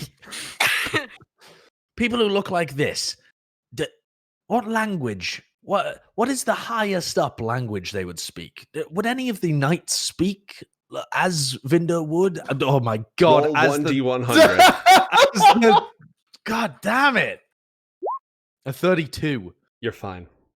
As the Sky Sovereign would. I will point out, in his domain, in his literal stronghold, the numbers change slightly. Be advised. They don't change 32 slightly, but okay. Yeah. Yeah, he's more easy to catch his attention when you're right underneath him. Under his nose, yes. Just whispering straight into his butthole. Okay. Do they ever? Are there any high class Knights of Terra Nimbus that would speak primordial as the Sky Sovereign himself would? Yes, the mystic knights who lead them wield magical arts. Do I look like a mystic knight right now? No. Damn it. You have seen them, yes. You have fought them. Yes, I have. I think I've directly fought one. Yes. Well, you indirectly fought one. I shot arrows at it. That's kind of direct. I'm going to attempt from memory to disguise myself like a mystic knight instead, using the hand of disguise. You lose the great sword, now? you gain a shield, a mace, and your helmet has spines along the top of it. Yes. That is the guise. Now, Mr. Snake, I don't speak primordial. Not very good at it. But with your help, I shan't have to wield the dark arts, nor shall I have to get locked up for speaking and add them in common. So, would you be willing to act as my mouthpiece as we negotiate this situation? Seems like such a terrible idea. Hey, DM, You have literally no idea what that snake is actually saying. Sorry, what, Mitch? No, I was just saying, hey DM, would you just autopilot me through this social engineering experiment? Perhaps. Or rather, oh knower of all things, how were you planning to teach me this dark art anyway? Are you able to imbue knowledge in the same way that you own it? Yes. Could you teach me primordial? I can. Excellent. For a price. Will you? Yes. May you? Oh, kind and gracious snake man? Snake thing? Snake? Above all else, I desire knowledge of things beyond this world. You shall help me discover such a thing. I shall teach you the secrets of primordial. I'm already giving you access to the Book of Dawn. I don't think I need to provide you with any more knowledge than that which holds can create new knowledge. I can't twist your arm for you slither on your belly, but I can attempt to. You will give me access to the book, and I will teach you this, yes? Allan, no. Agreed. And oh, sorry, I should have said that before I said agreed. I wanted to add another term in before I said agreed. Then I realized that's actually not how negotiations work. Right. I'm going to retcon that a little bit. And you will continue to provide assistance until we get to the Book of Dawn. Of course. Okay. Imbue upon me your knowledge of primordial and slip in the dark arts as well, just in case it goes tits up. Listen. And it curls around your arm, around your neck, right up to your ear, and Hiss! Stop hissing in my ear! You eel in snake's clothing! Okay. It hisses in your ear, but the words take on a different shape entirely as your mind absorbs the language of the elements themselves, what was spoken during the time of dawn to shape the raw stuff of creation. Add the primordial language to your character sheet permanently. Okay. Well, so much for me conversing with the gods on my own terms.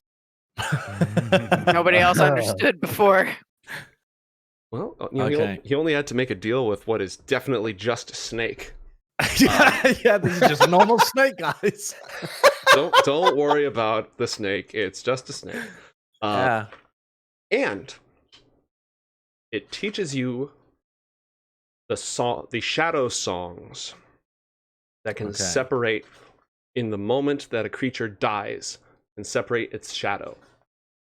You gain a new class feature. Oh. Yes. Where the heck do I add that? Well, you don't have to worry about it for now. Indentured servitude to it. Warlock Pact. No. When a humanoid... those books are so good. Oh. When a humanoid dies within 30 feet of you, you can use your reaction to capture its shadow. You hold its shadow until you use it or you finish a long rest.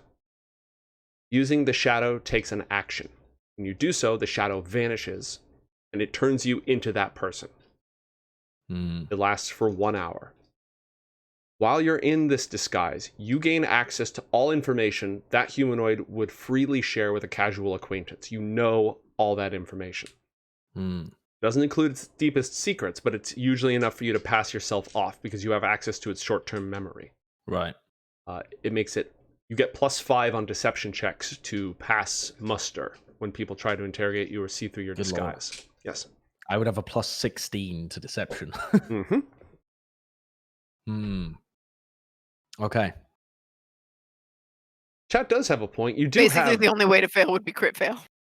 Except I also have advantage with that as well because I have actor feat, so I'd have to crit fail twice. Yeah. It's quite handy. That's very handy. Also requires on me actually killing things though, which is that's the difficult when part. a humanoid dies within 30 feet of you.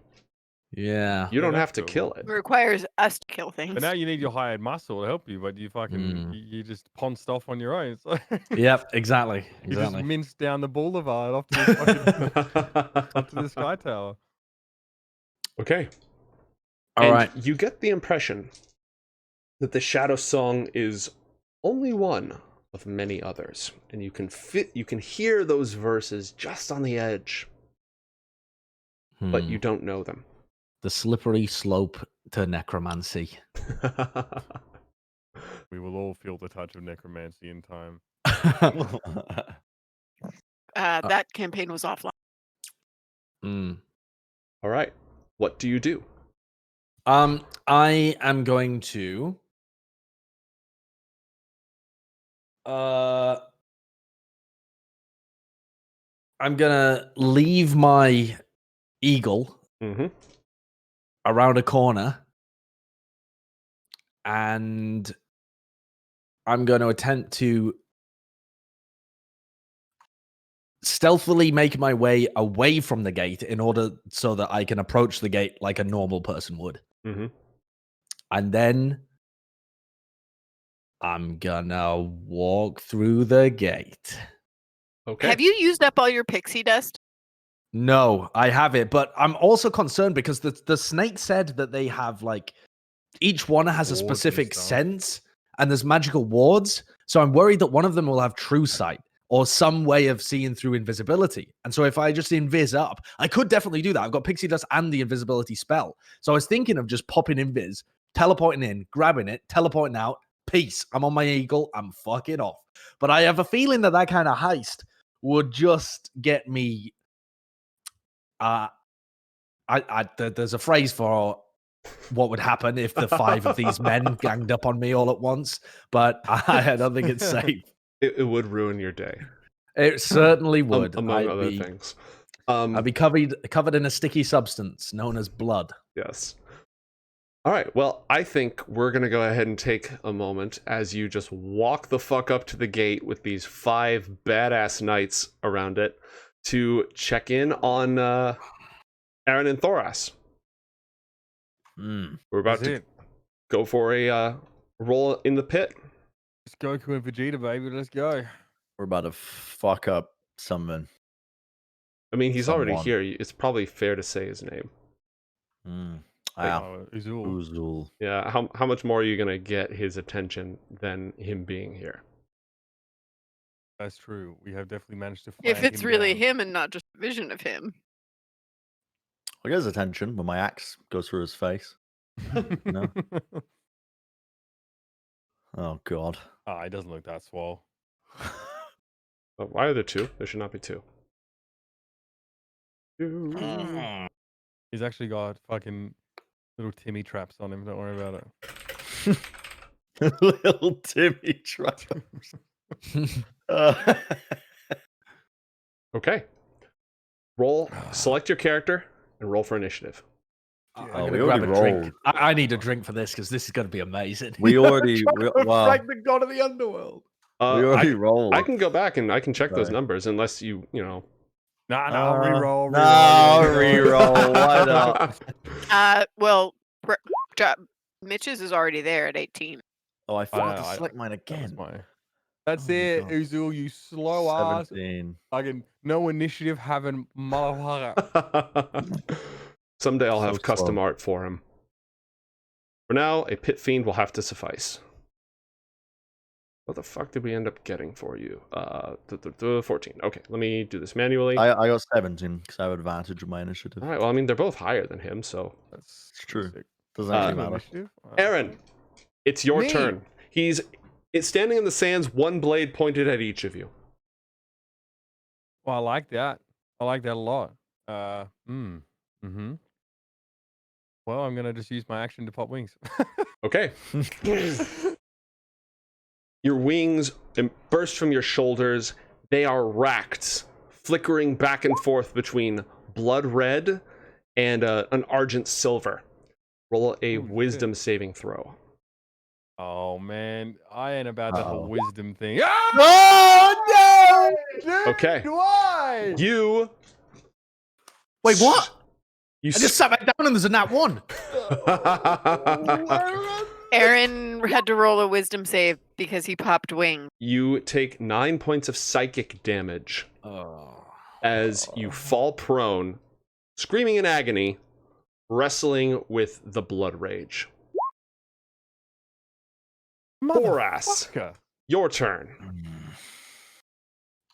I'm going in. I'm charging him with my great axe. I'm popping my rage. Okay. So bonus action, rage getting used. And it's time to charge in and attack him. Okay. So that is what Thoras will do. Get him, Thoras. I'll be right there, bro. So I gain advantage on strength check saving. Why can't I remember what rage does? I've been playing this character for so long. Okay. Rage increases your damage, I believe, by +2 on all attacks. You get Yeah. advantage on all strength-based saving throws. You get resistance to all non-magical physical damage. Gotcha. And if you choose to enter a frenzy, which you can do at the same time, you can then use your bonus action every round to make an additional attack. Not including the first round, because that's when you pop rage using your bonus action. I'm gonna go attack recklessly. Okay. Are you frenzied or no? Frenzy. That's when you just go all out and you get a level of exhaustion. No, because at the I've end of used it. Rage. No, Rage is a bonus action. When isn't you it? pop Rage, you basically get to choose: do you want Rage Classic or do you want New Rage, which is Frenzy? So it's part of the same. Oh. Yeah. Yeah, I'll take New Rage. That sounds good. Yeah, Alright. give me that new. Unlike New Coke, Coke Classic being the better version. Exactly. At some point, we'll try to get Rage Crystal in there. Yeah. So I'll go all out. You enter a frenzy. You close in on him with your battle axe. Roll 2 attacks. And this is the my great axe has been imbued. Yes. So the first successful hit, and you're attacking recklessly. So you hit on a 19, and I've established this as a rule. We take the first damage result.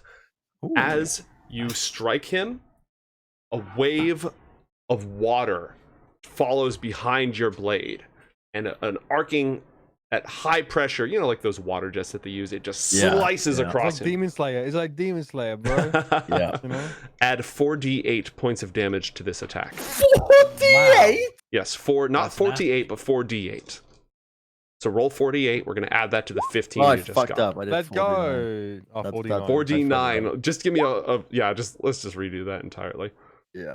Okay, so that's 29 points of damage. All right. Pick. On attack number 1. Mm-hmm. I got 2 more attacks.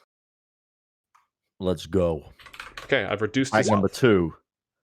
That's a hit. That's Another 15. Cleaving. All right, Cleaving. can everyone see his health bar? Wait a minute. Yes. You have +7? Mm-hmm. Yeah. Because he's in rage. Kind of fat. That's kind of fat, won't lie. Oh, wait, it doesn't add my rage bonus damage, or are you taking that into account? I was not. So that's an additional +4. 4, yeah. And there here's my frenzy attack. Hey, Josh, Bardic Inspiration right about now will be sweet. Yeah, I'm sure it would. Get my frenzy. I'm assuming the frenzy attack did not hit. You don't get a frenzy attack this round because that takes your bonus action. You use your bonus. So in the first round, you got to proc your rage, and then on following rounds, you can go all out. Right. Yeah. That's what I thought. So what's rage, new rage? So now that you've activated frenzy, on subsequent rounds, you'll have your bonus action. And during the rage, you can be like, I attack, and I use my bonus action to attack again. Ah, okay. You don't get it on round 1, essentially. Gotcha. Okay. Uzul's turn. Oh, shit. The Destroyer turns his... The Destroyer! Uzul the Destroyer, Lord of the Iron Throne, General of the Infernals, Leader of the Fiends in battle, Bane of Luminia, so on and so forth, turns his full attention on you. Roll a Wisdom saving throw. You are standing before an iron... Yes, Thoras. This is a fear save. This is a fear effect.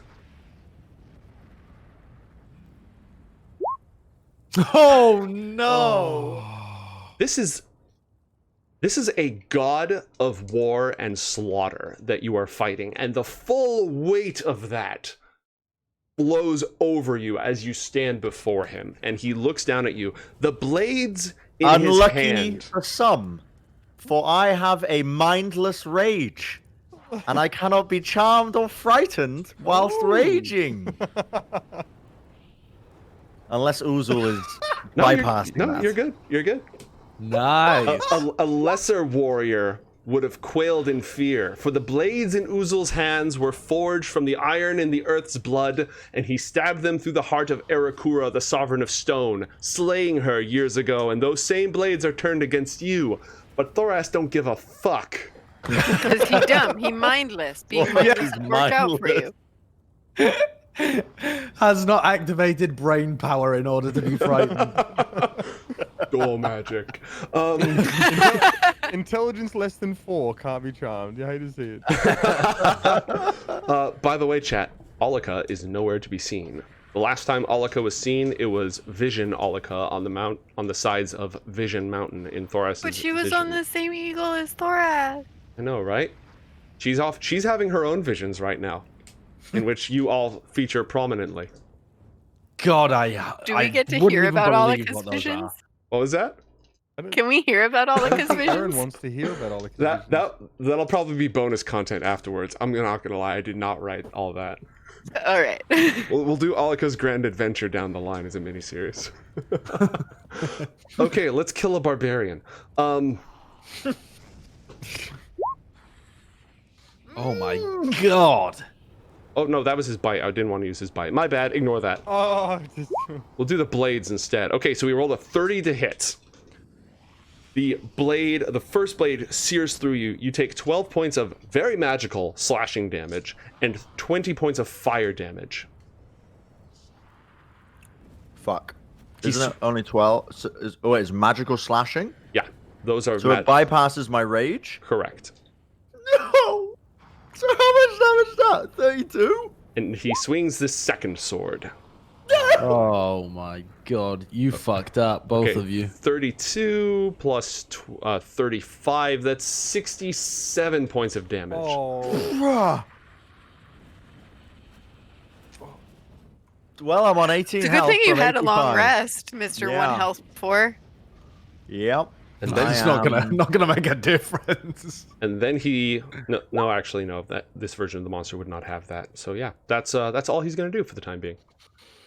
That seems like 18 health, by the way. that seems like enough. Eren, you are racked in 3 different directions. On one side, the mindless blood rage that flowed over you. But that even that seems below you. That seems like something that pawns and soldiers in battle are subject to, not leaders, not commanders, not those who enforce their will upon the world. Then you have the goal to simply grab onto it, seize that, and direct that to crush others. And then there's just the kid from up north who's been trying to make his way, smiling at ladies and fighting in the pits and drinking and making merry. And they're all sort of mixed up right now. What do you do? As in, do I gravitate? Do I have the option to gravitate towards Yeah. one of those aspects? Yeah, your mind is suffering a lot, but you are attempting to hold on to your free will. And it is difficult. It is difficult to hold on to any one concept that is going to pull you out of this. And do I see Thoras get baboomed? Yes. What is the second one? There are 3. Uzul said there are 4 kinds if you include sheep in the week. Weapons, mindless instruments of destruction. Warriors who use iron discipline to guide weapons to do their bidding. Actually, the third one was sheep who get fucked up. Yeah, so. Yeah. I think at a time like this, as much as Eren would love to reminisce about the good old days, he would very much, in this moment, like to try and be a warrior who guides his discipline into the blade that is probably laying next to him because he just got fucking rolled. So. Okay, roll a wisdom saving throw. Come on. Here we go. No, wait. Roll a charisma saving throw. Through sheer force of will, refusing to be ruled, whether it be by your own bloodlust or the machinations of any other, you rise to your feet. And you seize the weapon in your hand. What do you do? Most excellent. Time to fuck. Okay. If Eren's free, if Thoras dies, he'll have no one to compete against in feats of strength. True. True, you should definitely save Thoras. Yeah. All right. So, And- 18. It glances off his iron armor. All right. How about that one? That one strikes true. Sparks emit where the sky steel and the black iron clash. Take an extra 8 radiant damage, Uzul. 8 radiant damage. Okay. Ooh, does radiant damage do anything nice to him? Well, it stops his regeneration. Fuck yeah. God, He has like vampire properties. No, he just heals every round on his turn. I should have cast daylight. That's brutal. Okay. Do you have... You get 2 attacks, right? Yes. Okay. You know what? Fuck it. I'm going to take another attack as a bonus action with Action Surge. Okay, Action Surge is not a bonus action. Action Surge gives you another action. Oh, I need to... So you can just attack twice again. Okay, yeah, we need to start getting some damage on this boy. All right. It's a hit. Nice. And so 17 points of damage because of the Radiant as well. This is winnable if he rolls crit ones. I'm trying to get in there. I'm trying to get in there. This is winnable. An absolute flurry of attacks. You whittle down the defenses of the destroyer. Thoras, what's going through your head right now?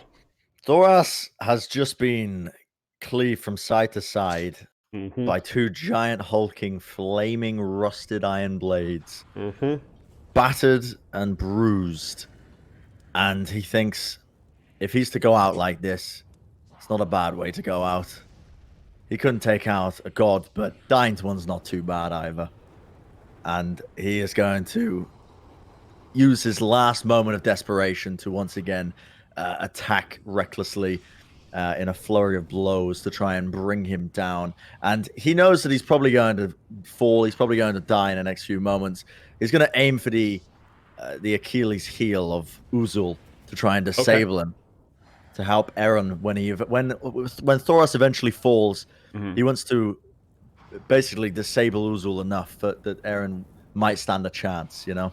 Okay. Do you mean a literal Achilles heel? He's Yes. actually Yeah. going for the tendon. He's going for the He's tendon. going for the tendon of his Right. back legs. So he might Okay. have to try and skirt in between his legs or something. No. Okay, roll it. And this is his first Is that a attack. called shot, by the way? Thank God it had Oh. advantage. Wow. It is a called shot. All right, 14 points of damage.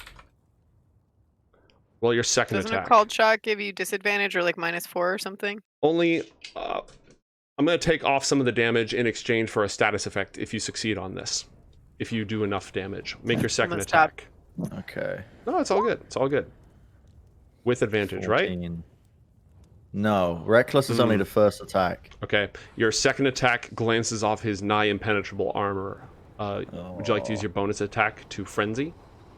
Yes. Okay. Yes, Roll. I would. One more attack. Oh. Despite your greatest efforts, your axe rings out against his armor time and time again.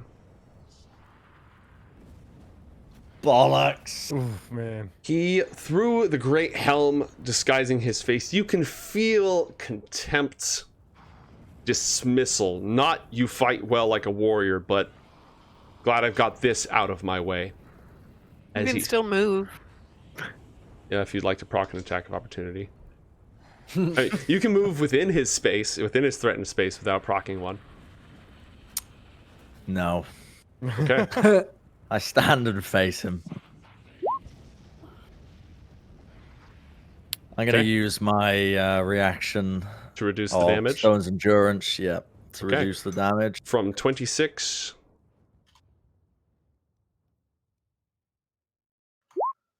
That's... Wow. Oh, That's God the best you could damn! have That done. was so lucky. Wow! Max roll Stone Endurance, I'll take it. Okay, well, I had already planned for Doesn't him he have to... another attack? Yeah, but I had already planned, he's like, okay, I'm gonna get rid of this, maggot with this hit, and then I'm gonna turn my attention to the guy hitting me with radiant damage. So he just goes for the stab and then turns as if he's already busy, he's got shit to do. You're already dead as far as he's concerned, as he bears the other Flex my sword. abs. And Question, take the are sword. either of us flanking Uzul currently? Yes, you are flanking him. Unfortunately, one of the things in his divine portfolio is tactics and strategy, so he doesn't care. No, well. Yeah, he's immune to flanking. Well, so that was... How much damage did I... You ultimately took You do? 11 points of damage. Oh, thank the Lord. I stand. Yeah, Thora 7 points. stands. That's so clutch. 11 health. Oh. And his other blade comes crashing down, 33 to hit. You take 15 points of slashing damage, Eren, and another 18 fire damage. Right, so I take 30 damage in total because I reduce. slashing yeah. damage? Yes, you do. So you take 30 points of damage. And as he does that, he sort of turns for a moment like, wait, didn't I already kill you? As he looks a little quizzically at Thoras. Eren, your turn. Oh, I've got his attention now. Not really what I wanted, but that's, you know what? It'd be that way. Thoras is willing to lay his life down. I'm gonna get in here with one of these bad boys. 21 points of damage. Mm-hmm. And your second attack Ooh. God. Unlucky. rings That's a bad roll. against his armor. Oh. Thoras, unless you have anything else, Eren Bull. Second wind, anything I- else like that? I might already use that one. No. No, you use your action surge, not your second wind. Okay, well, yeah, bonus action. Okay, that's cool. Yeah, I'll use that. I need some health back. 1d10 plus 8. Yep. Let's see if it matters. Okay, health. you heal 12 health. Thoras, it is your turn. The Giant Slayer. He's pretty giant, Thoras. He's pretty giant. Theoretically. Oh no. Theoretically. More ass pull than me retrieving a snake. If Thoras took a long rest and has his lightning spear with harness attached, Yes. Ooh. Are you trying to give him a bear theoretically, hug? what would happen if he lightning speared himself into the air and used his downward terminal velocity to deliver a blow onto Uzul, knowing that You're he was going to on proc his an last attack of legs? opportunity when you leave his area. Not But if you would leave I? via lightning. Because I'm leaving Oh, via okay. lightning Light, bolt. yeah. Mhm. Okay. Don't you normally take damage when you use it? Yes, you do. Do How I? much health are you on, dude? I'm on 7. There's no way You take survived 2. that You're gonna hard. But take you do 2 not d. have- You're gonna you take do not have 2d6 divided by Lysha 2. from the circle of ass wiping druids to save you this time. Thoras 2d- knows this is 2d6 over 2. Yeah, that's doable. 2d6 over 2 is very doable. Actually, I don't think there's any way that you could die. There's from no that. way it would kill me, even if He it rolled is max. going to one-shot you on your next turn, but I think So I that's sort might of, as well. yeah, that's the logic here.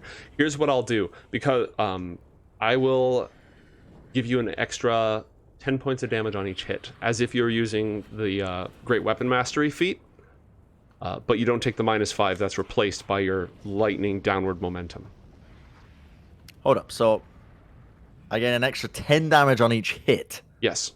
That's what we're saying that this is giving me. Yeah, for downward momentum. And don't ask for this again.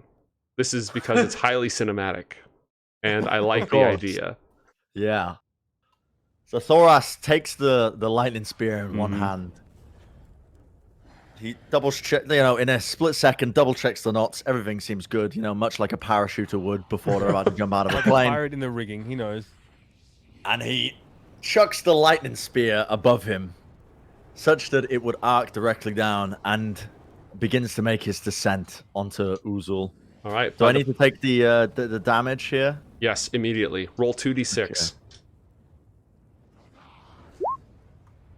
Wow, that's You take 3 damage. points of damage. Yeah. Okay. I'm on 4 HP. All right. And now For You have the high ground. You will have advantage. have on the these high attacks. ground. Yes. and I'm gonna go for Uzul. So now what does greatest weapon mastery achieve for me? You're just gonna get +10 on your hits. Damage. +10 on my hits on or your damage. You have advantage because you have the high ground. +10 damage on your hits. Oh my Fucking hell, God. why don't I just fly up there? Jesus. Oh You my didn't God. lightning yourself up there. No, that's true. Oh my God. I mean, if Alright, you don't flew above fuck him, up, you Thoras. would have the high ground. You would have advantage, but you wouldn't get the +10. And you'd First proc attack. opportunity with wings, presumably. Yes, because you. 22. Yes. Okay. 22 is a hit. +2 points of damage for rage is 11. +10 is 21 points of damage. 21. Roll your second attack. Second attack. 26. Not bad. Another 21 points of Another damage. 21 points of damage. Roll your frenzy. Final attack for Thoras. His last act on this earth in his mind. In his vision, yeah. In his vision. On Earth. on an Acra. We don't know what happens if you die in this vision. Thoras doesn't know. Thoras this is reality Yes. to a degree. Of the whole party, Thoras is the least likely to determine that this is not actually happening. Did you roll that with advantage? The 20 and the is that the 20 and the 18? Yeah, 20 and the 18. 28 points of damage. That's 70 total points of damage. Yes. And look at his health. Oh, winnable. And as you fall, you know, slow-mo, side shot, silhouetted, you falling down with the axe overhand, him bringing the sword back up in reverse to just stab you with your own momentum. Uzul brings the iron earth-slaying blade against you. Oh. That's it. Yeah. It Thoras gores impaled. Thoras.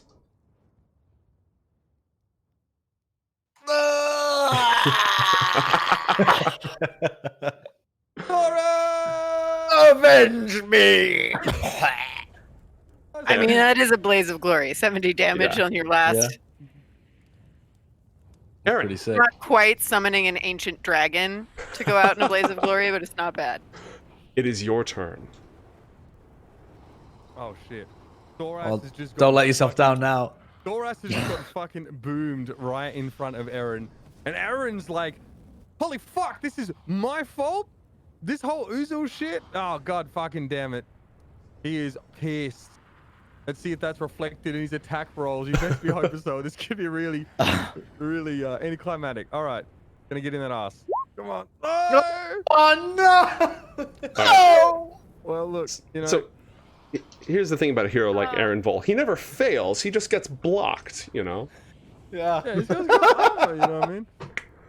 Oh, give me something, dude. Okay, we'll take that. Alright. I'll take that. 22 points of damage. The Oh. armor is cracked. Flames leak out from within. Blood gushes forth.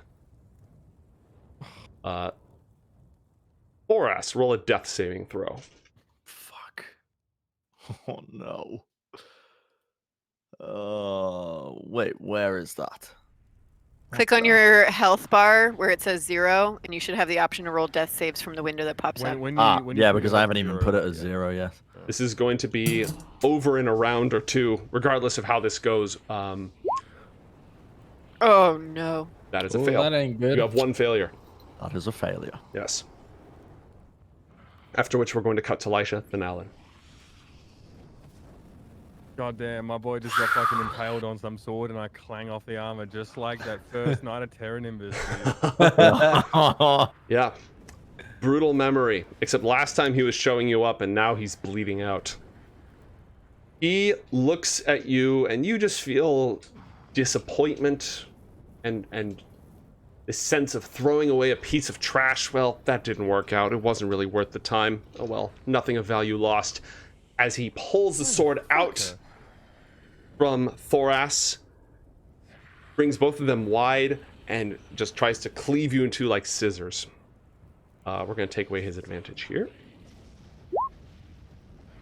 24.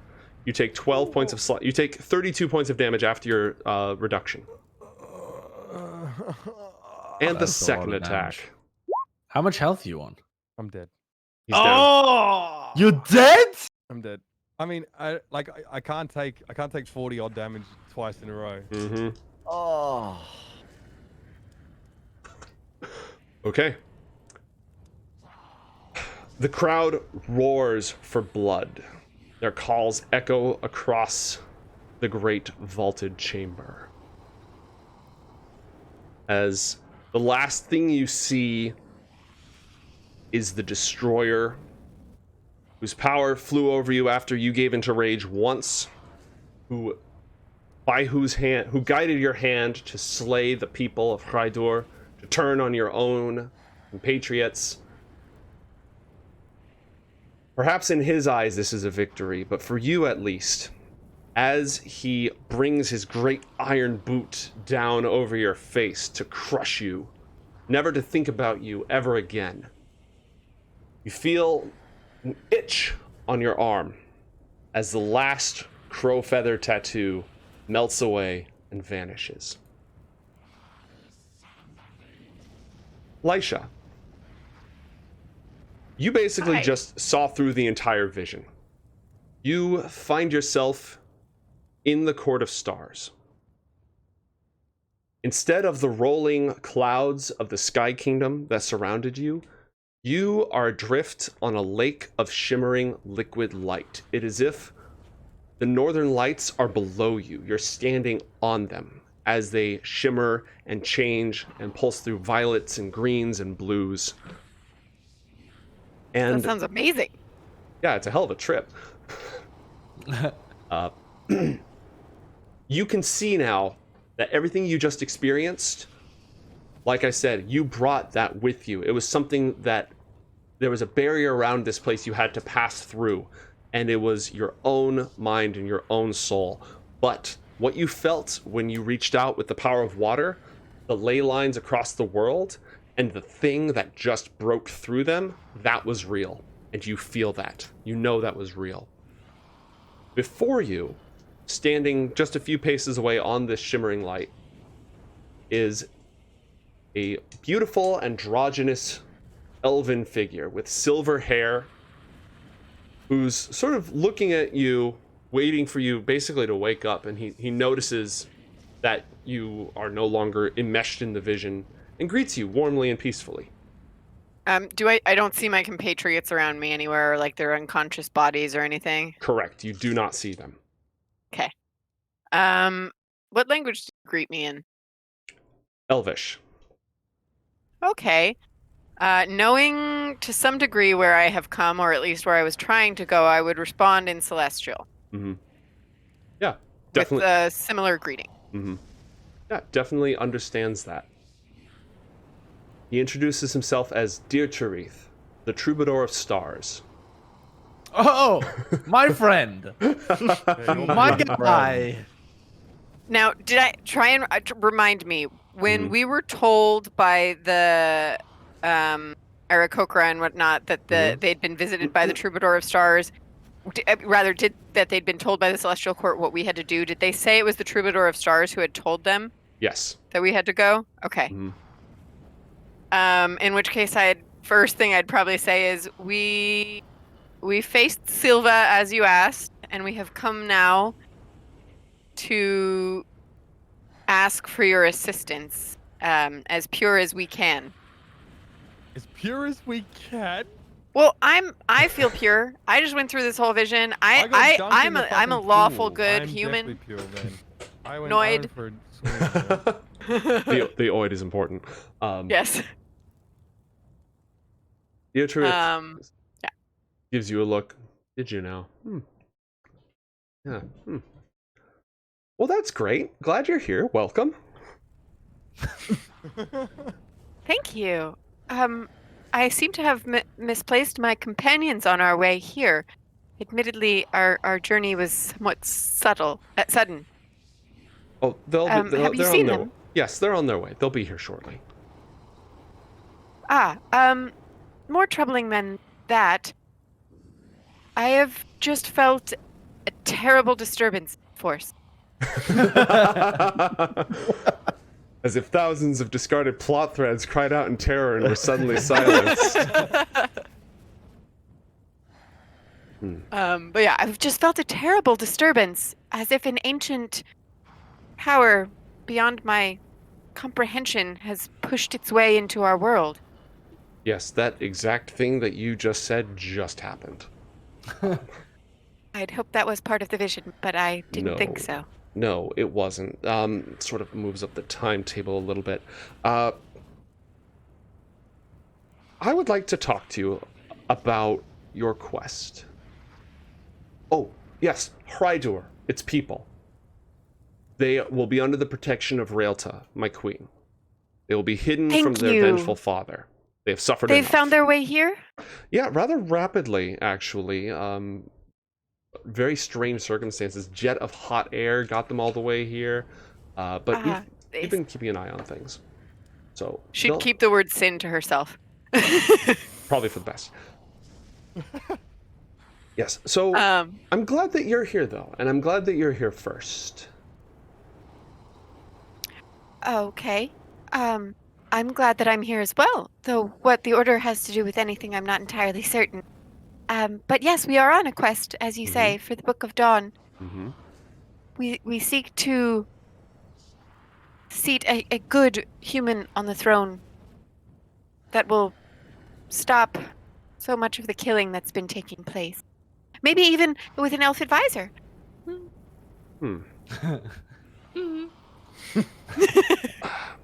Innocent noise. I love how Allan is all like scheming and killing for the good of his family, and Lysha's just like, yes, goodness and kindness, and we shall place them on the right hand of your throne. Goodness and kindness, as long as you do what I say. All right, so let's talk about the Book of Dawn, because Lysha Norwalyn, I think your heart's in the right place, and I think that you have good intentions, and you want to bring an end to violence, and you want to protect the weak from the ravages of the strong. Does that all sound about right? Yes, all of those things. Also, I think I need to go to a fairy wedding at some point, but otherwise, yes. Oh, congratulations. Make sure you bring a gift. That's very important. Oh, thank you for the advice. I Yes. will. So, let me tell you about the Book of Dawn. I don't know why... How do I say this? The Book of Dawn makes things true. Has anyone explained that to you yet? Makes things true. Yes. Makes anything true? It makes things true. So, before the world was divided into 4 kingdoms, there was the elements and light and thought all existed perfectly one and the same, and whatever people thought about or dreamed about or wished came true, limited only by the strength of their will. Lovely time. Beautiful era. Lots of impossible things. Towers made of music and cities made of light and wonders. Oh, that sounds incredible. Oh yeah, no, it's great. So here's the thing. That's not the way things are anymore, because Oh, no, I've noticed. yes, it was basically the Infernal's fault. He points up, and when he does that, you see the stars. Their light is shining down on you, and you can see their shapes. Each star is a person, a winged figure, blazing with light, wielding armor and weapons, and just watching out into the utter inky darkness beyond them. It's a place It where sounds cool as fuck. when your eyes go there, you know when you sort of like smudge your eyes too hard and you get these weird like blind spots? It's not darkness, it's that. It's just this swirling, you cannot see it. It hurts to look at. And the stars are all, it's a legion, all clad in blazing light, watching up into that darkness. So the Infernals came down, and they saw a world that could be shaped by will. They decided that their will would prevail, and they set out to consume it and conquer it and twist it and make of it what they desired. So the sovereigns took that light and spun it out into the 4 kingdoms. Now everything's nicely locked together, and it's supposed to keep everything out there out. That doesn't always... Maya! Yes, please, of course. I've recently had a disturbing voice in my head. When I did a divination ritual to find you, and most of the ritual was a success, and I had the benevolent voices that I normally have, but there was one voice that I shall not name, but I do know who it was, that counts to the end of the world. Ah, yes. Is that out there as well? No, that's already here. The Infernals are trapped in this world. We're watching for the rest of them. The rest of them? There are more of them? Oh yes. The one flesh that descended from the sky that Liban wrestles with at the very roots of the world came through after the 4 kingdoms were locked together to protect it from the hungry dark. Ears perked, elf ears like catting around, like you said, the one flesh what? Yes. It also came from the hungry dark. And so the stars keep watch at the very edge of the firmament. Now, why am I explaining all of this to you? It doesn't seem to have a great deal of relevance to your immediate life and your quest. So, the Book of Dawn is a piece of that time before, when will alone could shape the elements and change reality. And whoever bears the Book of Dawn and understands its power will wield that power over the four kingdoms. It makes things true. Well, that seems very dangerous. Yes, it seems a little bit like dumping an entire lake to put out a candle, to use it to pick a sovereign for one particular human kingdom. I'm sure the right sovereign in the right place would solve a lot of bloodshed and make everything much, much better. Do you see what I'm saying here? I do see the problem. Right. That seems like too much power for one humanoid to wield. Yes, it does. And have you ever thought about how many sovereigns and infernals all seem to have their hands in your business right now? I have noticed there's a lot of them. Yes. Some of them seem to want to help us, but now I wonder if their motives are entirely pure. The Book of Dawn makes things true. There are a lot of things that are not true that people would like to be true. It must not fall into the wrong hands. How are we to know what the right hands are? The snake doesn't have any hands. So, just saying. If you continue on this quest, you will have to make that decision.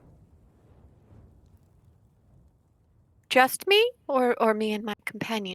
You and your companions. Anybody who has access to the book, who has power over the book, will be in a position to decide the fate of the world. See, if you'd said just me, I'd feel a lot better. Well, I mean, I'm not going to be the one who's getting there. It's, there's a lot that could happen along the way. I'm just saying. Also, you may have noticed a moment ago something very, very bad happened. And that very, very bad thing that just happened is a slightly larger deal than who's ruling one kingdom on one continent in one of the four worlds. I did notice that. Could the book be used to put that thing back?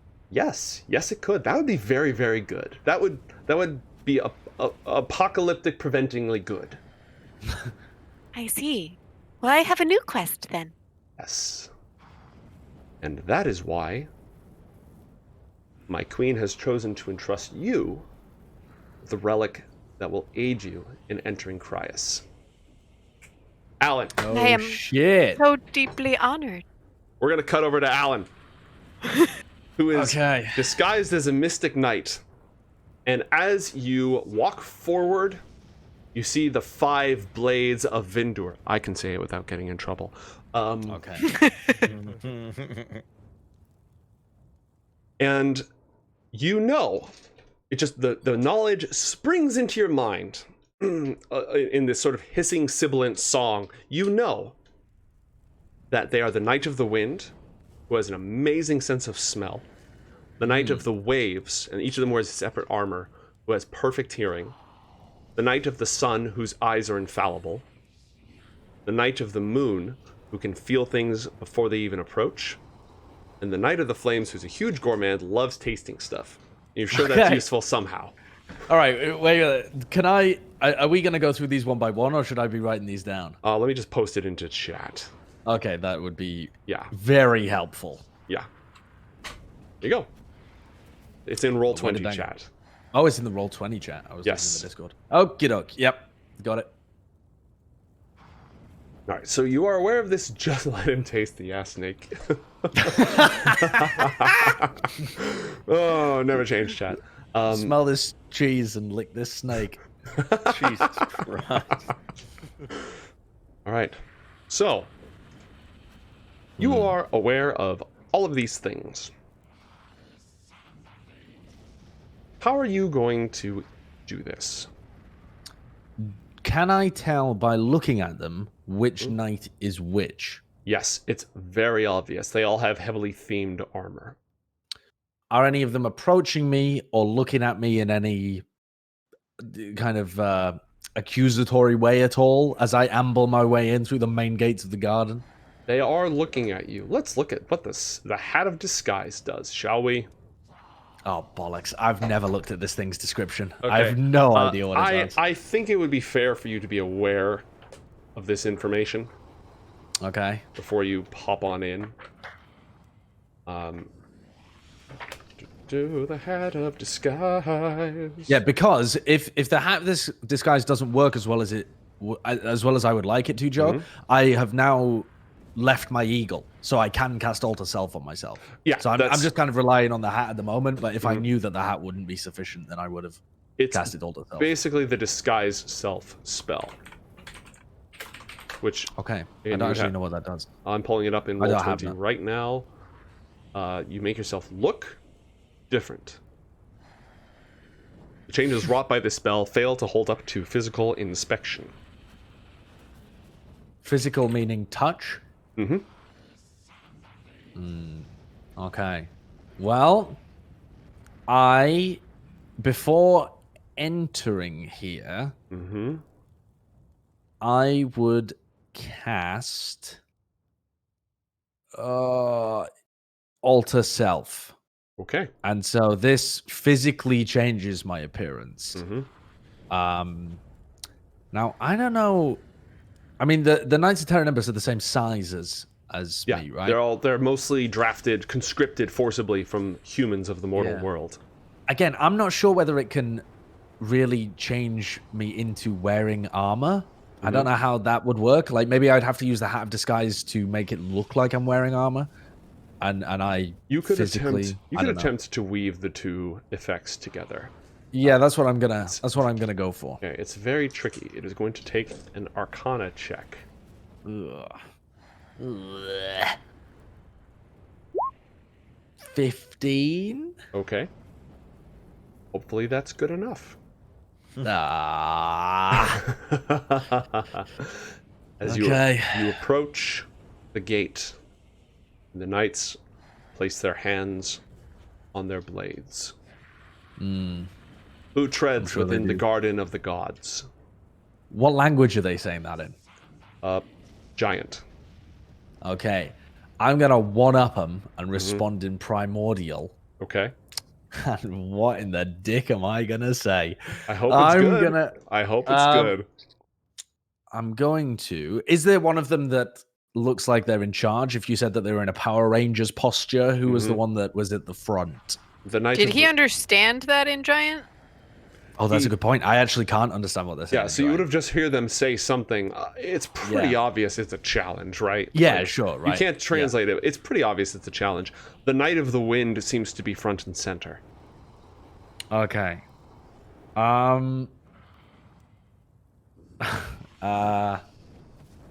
God, coming up with speeches to deceive people is not my personal forte, though it would be Allan's.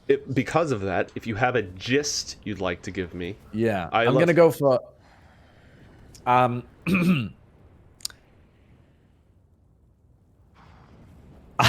gonna go with like a.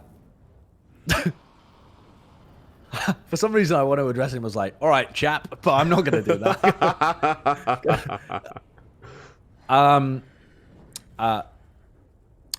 gonna say something like, in primordial, I'm gonna say, "Blessed Knight of the Wind and Guardian of the Garden, Guardian, the Garden Guardian." I come on urgent. I come on an I come on an urgent call from.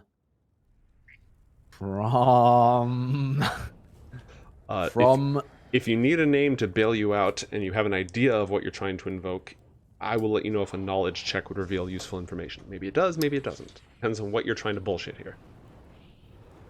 What I'm trying to bullshit is... What I'm trying to decide is whether or not I should invoke Vindur's name as this command. Ooh, like, who... The big... Yeah, the big boss. Like... I don't really know anybody else. Do I know any underlings of Vindur? Yes. Well, Vindur has... a giant that I killed. Yes. True, actually. Did you hear its name? I believe it only shared its name with yeah, Thoras. shared it with me. Yeah. But would I know or like mythically of any underlings of Vindur? I don't really want to say that Vindur sent me. That seems too grandiose. Roll religion. Okay. 20. Dirty 20. Excellent. So Vindur has his children, the four winds, each of which is responsible for a different corner of a different wind in a different direction. You mean that horse that got stolen? Yeah, well, it's the South Wind's horse that is currently missing. The South Wind is Notus. So you've got the four winds, and you know their names. You know that he has a offspring who's sort of a deity of rain and weather, Leveron. Who else we got? So there's a few like Titan offspring of Vindur, including the four winds. I'm searching for one that I might know is involved in some turmoil or struggle, but is close with Vindur. Not like his daughter, which I can't remember which wind she is, but she's not one of the winds. She's totally separate. She's totally separate. Yeah, okay. all four of the winds are his loyal like sons and his champions. And you also, again, happen to know that the South Wind is missing his horse. Okay. I'm gonna run with that story then. What's his name? Notus? Notus. Okay. I come on urgent mission from Notus. Okay, roll a D100. Okay. Titans count. 10. Okay. Carry on. He has commanded me to come here to your fabulous garden and retrieve the golden bow, for it will aid him in his retrieval of the I was gonna say horse, but what do they call it? The horse? Yeah, it's his horse. Like you'd probably use he wants the to get his fancy word horse for back. steed, but yeah, he wants his steed back and he needs a golden bow. Okay. Yes, he wants the steed back and to punish those who tuck it. Survind is in the underworld. Which fiend has seized it? I thought it was under the power of that wretched mortal sorcerer.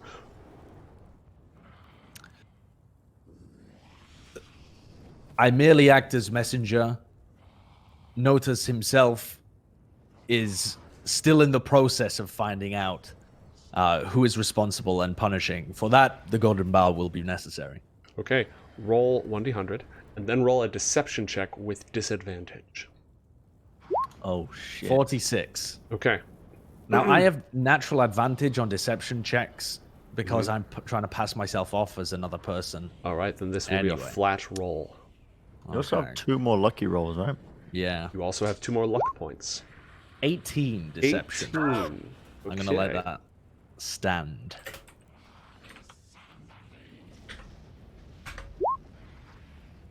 Oh my lord!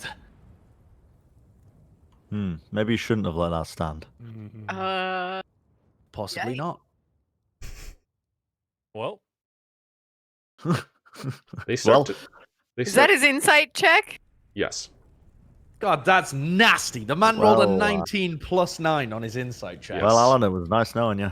They've got excellent senses. What's he sniffing out the truth? The Night of the Wind? No, all 5 of them are there. They are all watching you. They are all listening to you. They are standing side by side. This doesn't match what we've been told at all. Unless the sorcerer is consorting with the dark powers. Your story rings false, knight. What is your rank and legion? oh my god. What is my rank and legion? You know, good question. How far away am I from the tree? It is 1,000 feet. Oh, bollocks. However, the garden is wild. It's like huge, tall trees. There's lots of cover in there. If you're looking to just go with Operation Cheese It, I can give you a few options and you can choose. Let me think. Okay. He said rank and legion. Yes. Well, It's time for some bluff and bluster, isn't it? We are going to try and bluff this dude. He approached me speaking in giant. Okay, this is what I'm going to say to him. This is the gist of it, Joe. You hail me down speaking in giant when you know that I am. What are they? Elementals? No, sovereigns. Yes. When you know I am I don't want to say messenger, but an The underling. formal I term don't would know. be herald. A herald, yes. Okay. When you know I am herald of the sovereigns, and now you dare to doubt Notice. I'm going to invoke his name again. That does lead credence, because surely no foe of the four winds would so recklessly invoke the name. Yeah, and now you dare to deny Notice on his acquisition of his father's gifts. Okay. I'm gonna just go full on just attack mode. All right. You want to see his manager. Yep. Yeah. I'm Karen. All right, Definitely, Karen. definitely not a sign of insecurity. Do you have intimidation? Yes. Shit. Okay. Roll a flat intimidation check and a D100. 24 intimidation. Okay. And an 89. You feel this? Go ahead. I mean, I'm not close to. I'm not saying Vindur. I'm not. That's fair. That's fair. You know, Alan's fucking dead.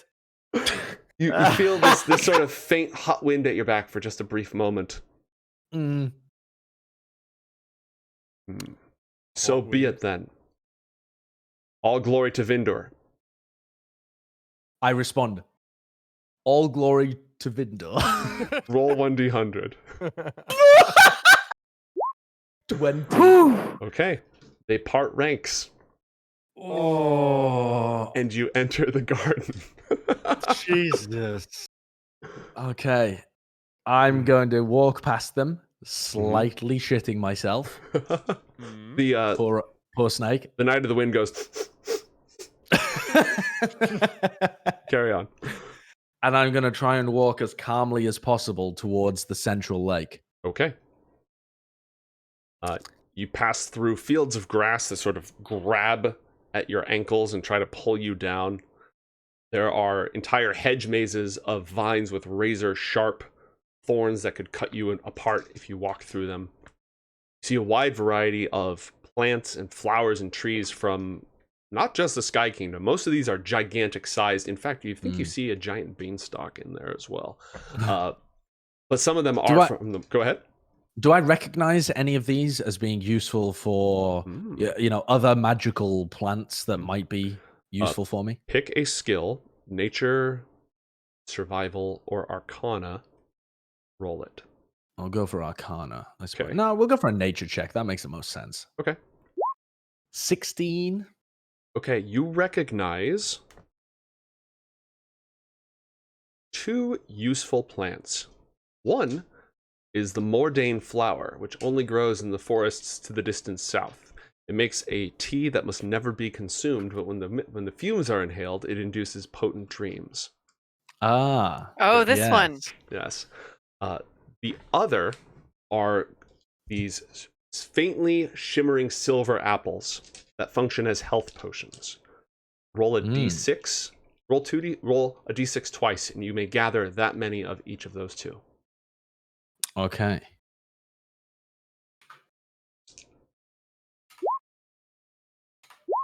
Five and 3. Okay, you get 5 pieces of the Mordane flower and 3 of the healing apples.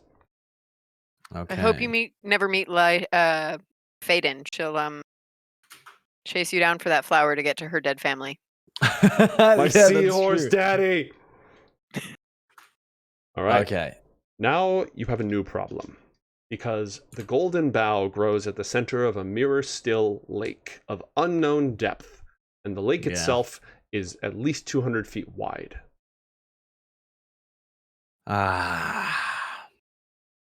Okay. Am I very, very... I should be about 1,000 feet away from, 800 feet away from the knights at this point. Yes. I scan the area to make sure Mhm. that there's nobody else in there or nothing that and whether or not the knights are paying any attention to me or can see me at all. Mhm. Roll perception. 23. 23. It's not obvious. As far as you can tell, they are not watching you. Okay. I am going to try and very sneakily sleight of hand the snake up my sleeve Mhm. so that it just peeks out from like my hand, you know? Okay. So that it's Yes. able to talk to me a little like that. And I'm going to ask the snake how to remove a portion of the golden bough. Whether it requires any specific spell, Incantation. any Mhm. kind of method to remove. 2 of the sovereign's pets roost in its branches. An owl and an eagle. The owl watches by night. The eagle watches by day. Oh, come the fuck on! There is only one point where they both close their eyes for a brief flicker of a moment. At dawn and at dusk. Okay. Now, you said earlier that the sun was starting to set. Mm-hmm. What kind of time of day is this now? It is dusk. The moment that the sun crosses the horizon, you will have essentially 1 round Okay. to do the thing. Can I see either the owl or the eagle by kind of glancing at the tree itself? Across, 100 feet of water. Yeah. Yeah, you got a 23 perception. You can see them both sitting there watching. With the owl asleep and the eagle awake. Yes. Okay. The owl is outer feathers are as dark as night, and sort of its underside is bright as the moon. And the eagle has blue feathers and like the sky, and golden feathers like the sun. Okay. God damn it. Where the hell am I even heading to once I've got this thing? I mean, the exit plan has not been thought out whatsoever. Oh, that laugh. I'm gonna ask the snake again. I'm gonna whisper to the snake again. But the bough, how much do I need to remove and how? Single branch. A knife with your blood will cut it. Yeah, bloody knives. Okay. Yes, precisely. Yeah. You know what? Yeah, I do actually own a dagger, thank the Lord. Otherwise, I physically wouldn't have nothing with which to chop this thing to pieces. Okay. I am going to wait for the thing is, if I'm supposed to be going in there getting this branch, the owl and the eagle should be fine with me getting it anyway. But I don't know really who they report to. If you were a real knight, you'd be able to fly over the water. Yeah, true. Very true. Yeah, okay. I'm going to. Can I see? There's no landmass that this tree comes out of. It appears to grow directly out of the mirror fine water. Okay. And how far away are we from dusk? You probably have 10 minutes. All right. What's the closest that the tree comes to? Are there trees where the canopies connect or anything like that? Nope. One tree. Big old lake. One tree right in the middle of it. And the staircase also comes out the middle. Yeah, but so you've got the lake, and then, like, if we're gonna use some corpses here real quick, if this is the lake, the stairs are where poor dead Thoras is. The tree is like right in the middle.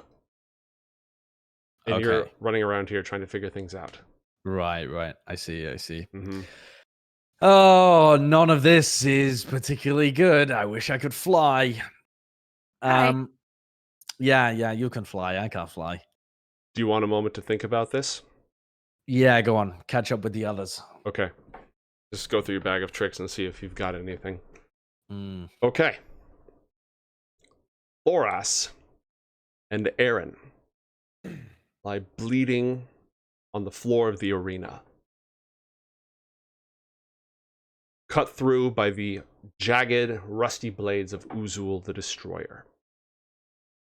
They fought honorably, they fought together, but their strength was not enough. But the roaring jeers of the crowd, eager to watch your blood spill out across the sand, start to fade away with the beating of your own hearts. Roll death saves, both of you.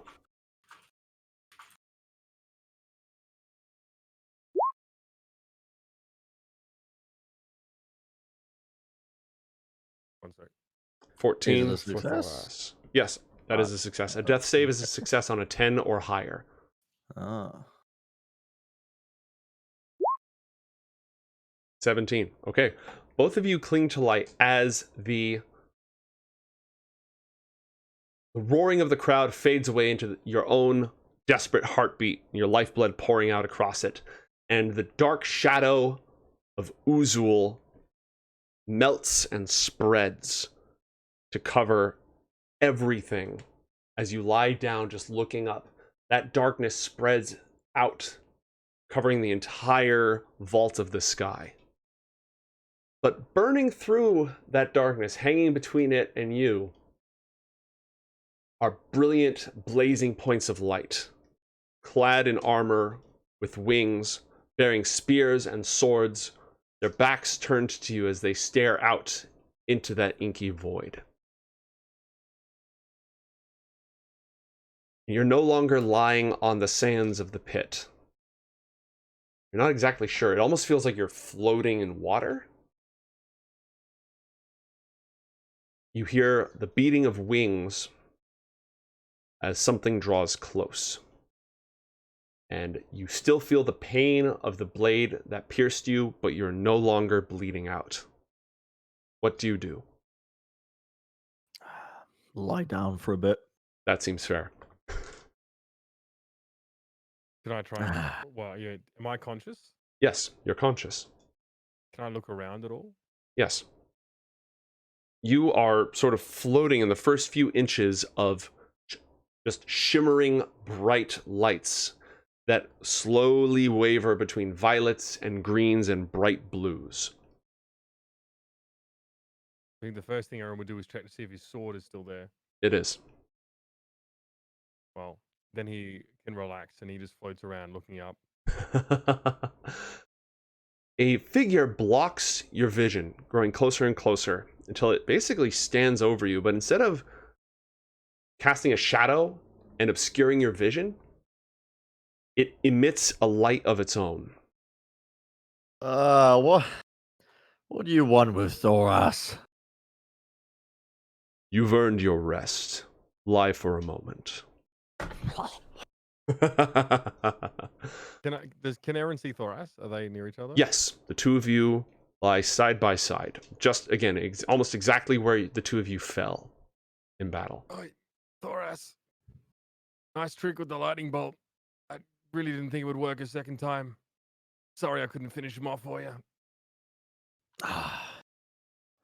Rest. Man of little words. Eren, the figure that you see seems to be made of steel or silver of some kind. Powerfully built, almost as if it was forged smooth from metal, with wings with 1,000 silver or steel, razor sharp feathers. But when you look at it, there's something else in this creature's eyes. It's a flash of sun over your shoulder in the fighting pits, catching your opponent in the eyes at the exact right time. Or a gust of wind at the feet of a stronger gladiator who is about to make an example of you and break you piece to piece. A It was brief you the whole time, wasn't it? Yes. I guess I have you to thank once more for getting us out of that. Was that even real? Real enough. You did not cross blades with the destroyer. Not in the field of battle. What? He said it wasn't real. You still Mostly. did very well, Thoras. That was very brave.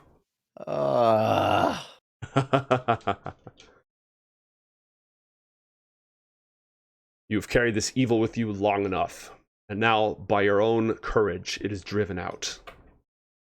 It will trouble me no further. But what about all the things that I did? The people that I killed? Friends? Innocents? A stone once cast cannot be called back. What's done is done. It is left to you to live with it. Oh Eren god, I've closes just come up his with eyes the again. dumbest plan.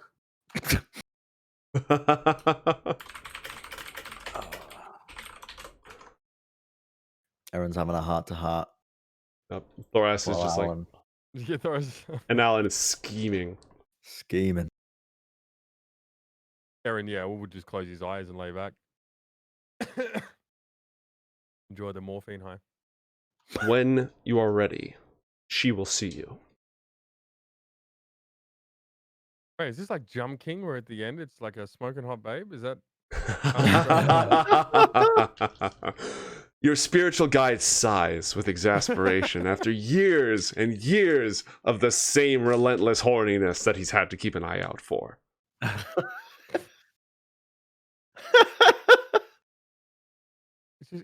it's enterprising. I wouldn't say it's horniness, you know? That's fair. The ambition, the Nah, eye for horniness claw.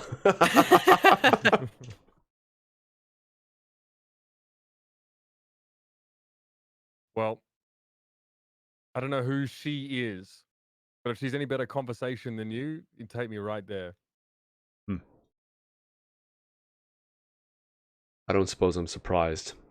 No questions. I mean, out of game, this is probably a spiritual guide that has tried to guide Eren, who's been completely oblivious to their presence for, well, mostly oblivious. So, like, not really been a typical Asimar, is it? He's not been communing with his guide at all. No, and I guess denying his heritage probably does that. Yeah, like, your guide is basically the exasperated, desk worker who got kicked off the force and assigned to this charity case this whole time. He didn't ask to be signed up for this. Funny. Yeah. So the two of you are welcome to just rest if you want and then rise, and you recuperate very rapidly. This is incredibly soothing. Yeah. The question is whether that gets you rapidly. Time is sort of wibbly wobbly at the moment. I'd say it feels like an hour passes and you're no longer exhausted. Oh well. Yeah, you can just tick that right back off. Okay. Cool. Yeah. Am I still on 0 health? No, you are at 1 health. Excellent. Nice. Ah. All right. I guess Eren's gonna take his time and then Mhm. and then go and fucking see what this is all about. Because I mean, he has no idea. Because a pillar of fire, then the fighting in the pit getting boomed. Yeah, it's been a whirlwind. Yeah. So at this point, nothing's gonna surprise him. Mm-hmm. All right, Lysha. Dietrich, after his last comment that you will be trusted with the relic that will assist you in your quest, tells you that your companions will be on their way shortly. Oh, excited. excellent. I'm so glad to hear they're all right. Should I keep this relic a secret from them? Well, that may be difficult. Oh. Yes. He reaches up and sort of reaches towards the light-clad warriors standing at the edge of reality. And for each one, he reaches up and just sort of grabs, almost like he's snuffing out a candle. And when he pulls back down, a small spark of light, the same color as that star's aura, is in his hands. He grabs another, and another, and another.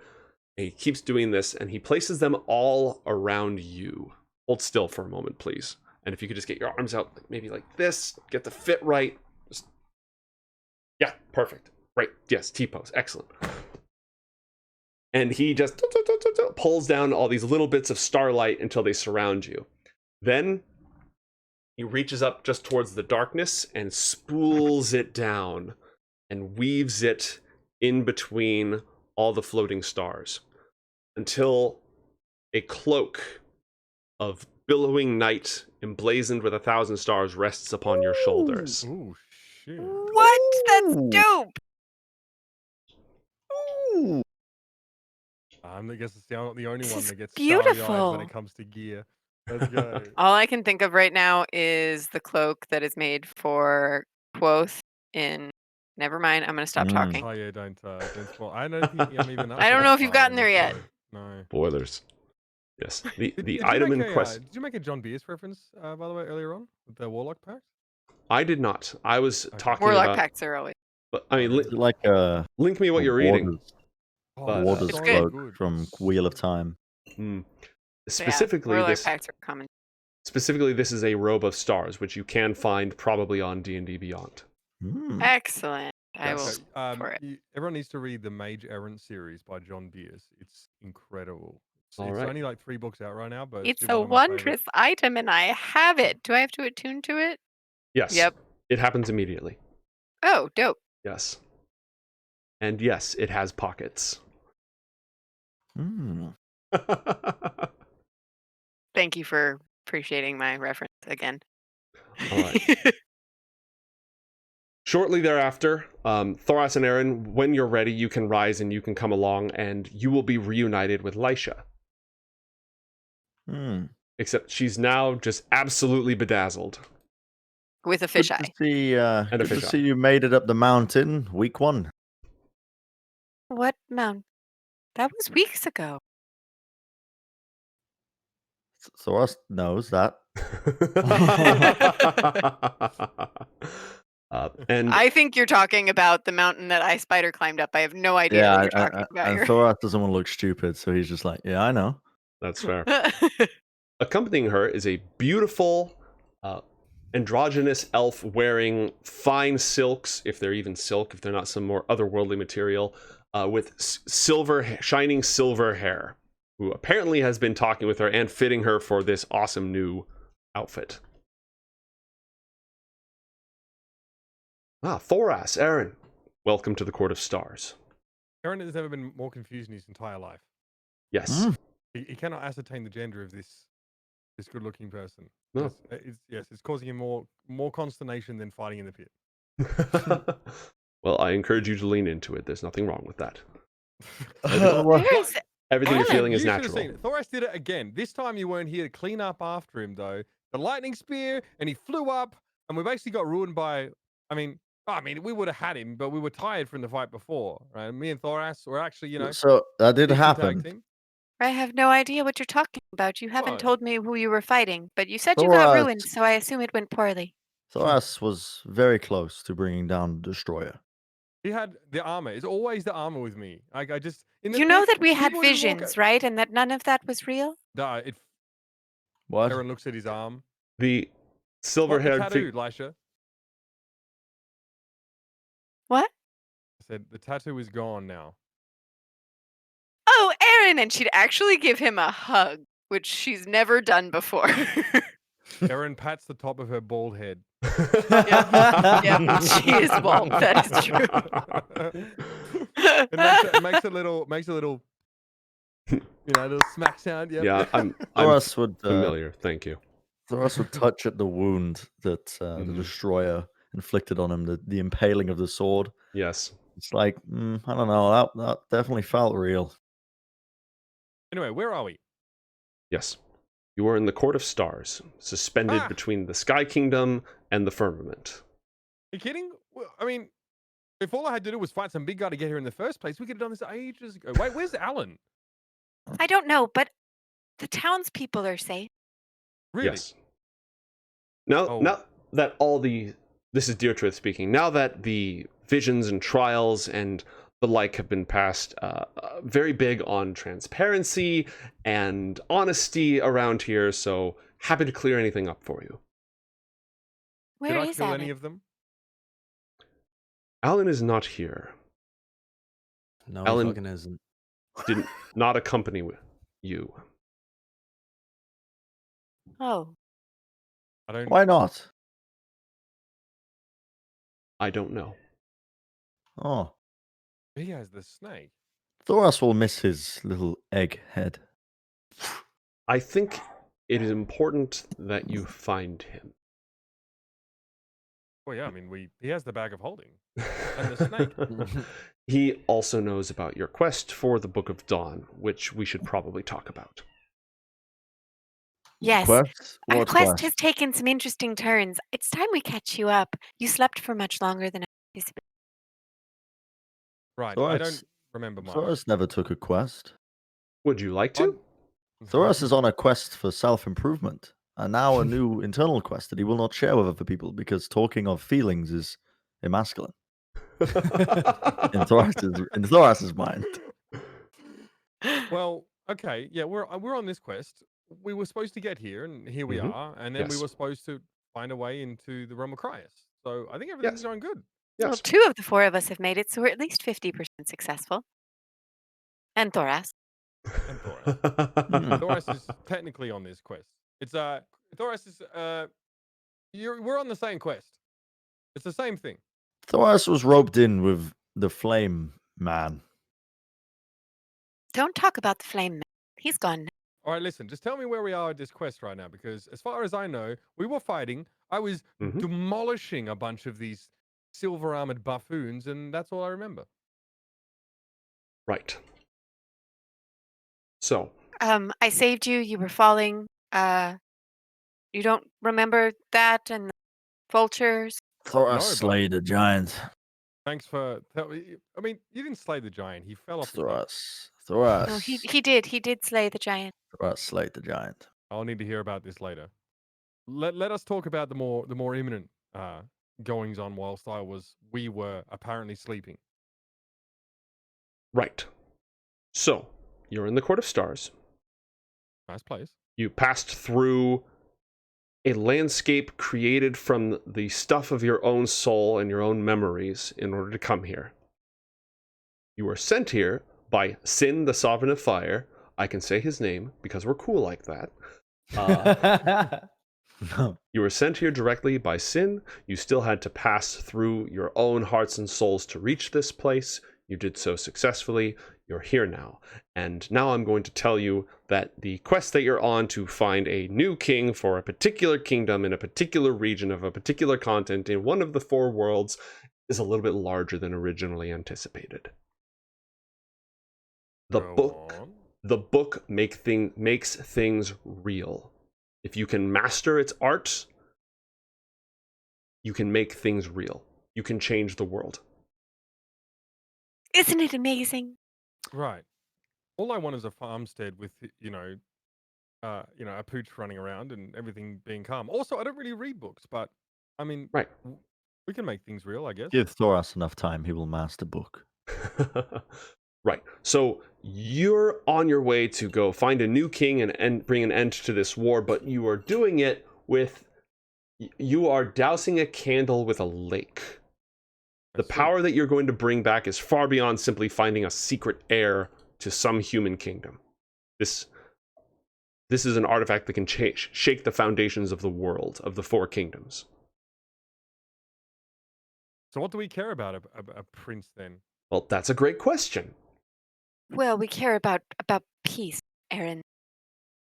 But more importantly, we care about putting back an ancient, horrible evil maybe not evil so much as force of will and nature that has now escaped from Yeah. another plane We should When? probably talk about while that you were too. asleep. Who did that? You did that, Lysha? Oh no, I didn't do it. I just felt it. Don't look at Thoras. She who felt it dealt it. So Eren. okay, let me get this straight. So we were gonna go and get a king back on his throne, which is great. Get some doubloons, go home, Mhm. and retire early without having to be in any more pit fights. Now our role has changed to thwarting an extra dimensional threat that threatens to upset the balance of everything and is not even really of this world. Well, I mean, that's not necessarily your responsibility. It's just that the quest that you set out to find the magic book of Please Find New King is actually find the magic book of Fulfill Wishes. Would Lysha know what the Silent City is? That's very unlikely. You may make an Arcana check or a History check. It seems she's not. I'm not proficient in Arcana or History, so I'm just gonna say she doesn't. Yeah, it's pretty steep. Okay. So that's the first part. The quest that you're on, you thought you were going to go find the magic book of secret spells that can find hidden heirs. It is a magic book of changing reality. Okay, but that doesn't change anything about us trying to get it, right? We're still. Oh no, trying to Eren, get it does. Yes. Oh. See how dangerous it could be? Let's think for a moment if a book that brought anything to reality maybe fell into, say, Alan's hand. Why Oh. would Alan do anything bad with that? Thoras Eren, does you are not a think sweet, Alan sweet is summer very child. bad. Listen, we got drunk together. I feel like he really opened up to me. He's a good guy, I think. He helped me. I mean, he helped me. Alan is. His body is like that of pudding. That is why Thoras must protect him. Addressing the other elf directly, she'd say, Mhm. "Unfortunately, Alan is also the only intelligent one that accompanies me." All right, so gelatinous extremities aside, you're telling me now that what we have to go and stop Alan from doing what? No. Alan Not stop Alan. Alan is not the ancient power. No, I should think not. He's in He his was, 30s though. power at most, I'm pretty sure. Yeah, I was He born with was this briefly hairline. an ancient power. I'm not an ancient power. Okay, so what? We need to find him? You should reunite with him before you proceed. Is there a way to bring him to us? I don't know if he'd like it. Well, I don't really care if he'd like.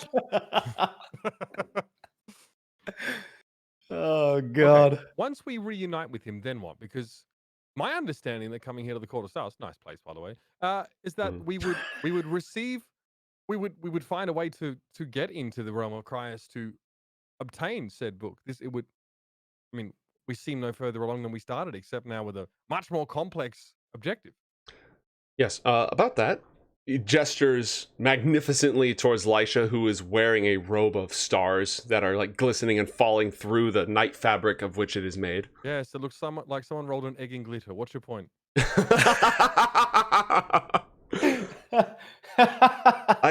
I just made this from the very fabric of the firmament and the.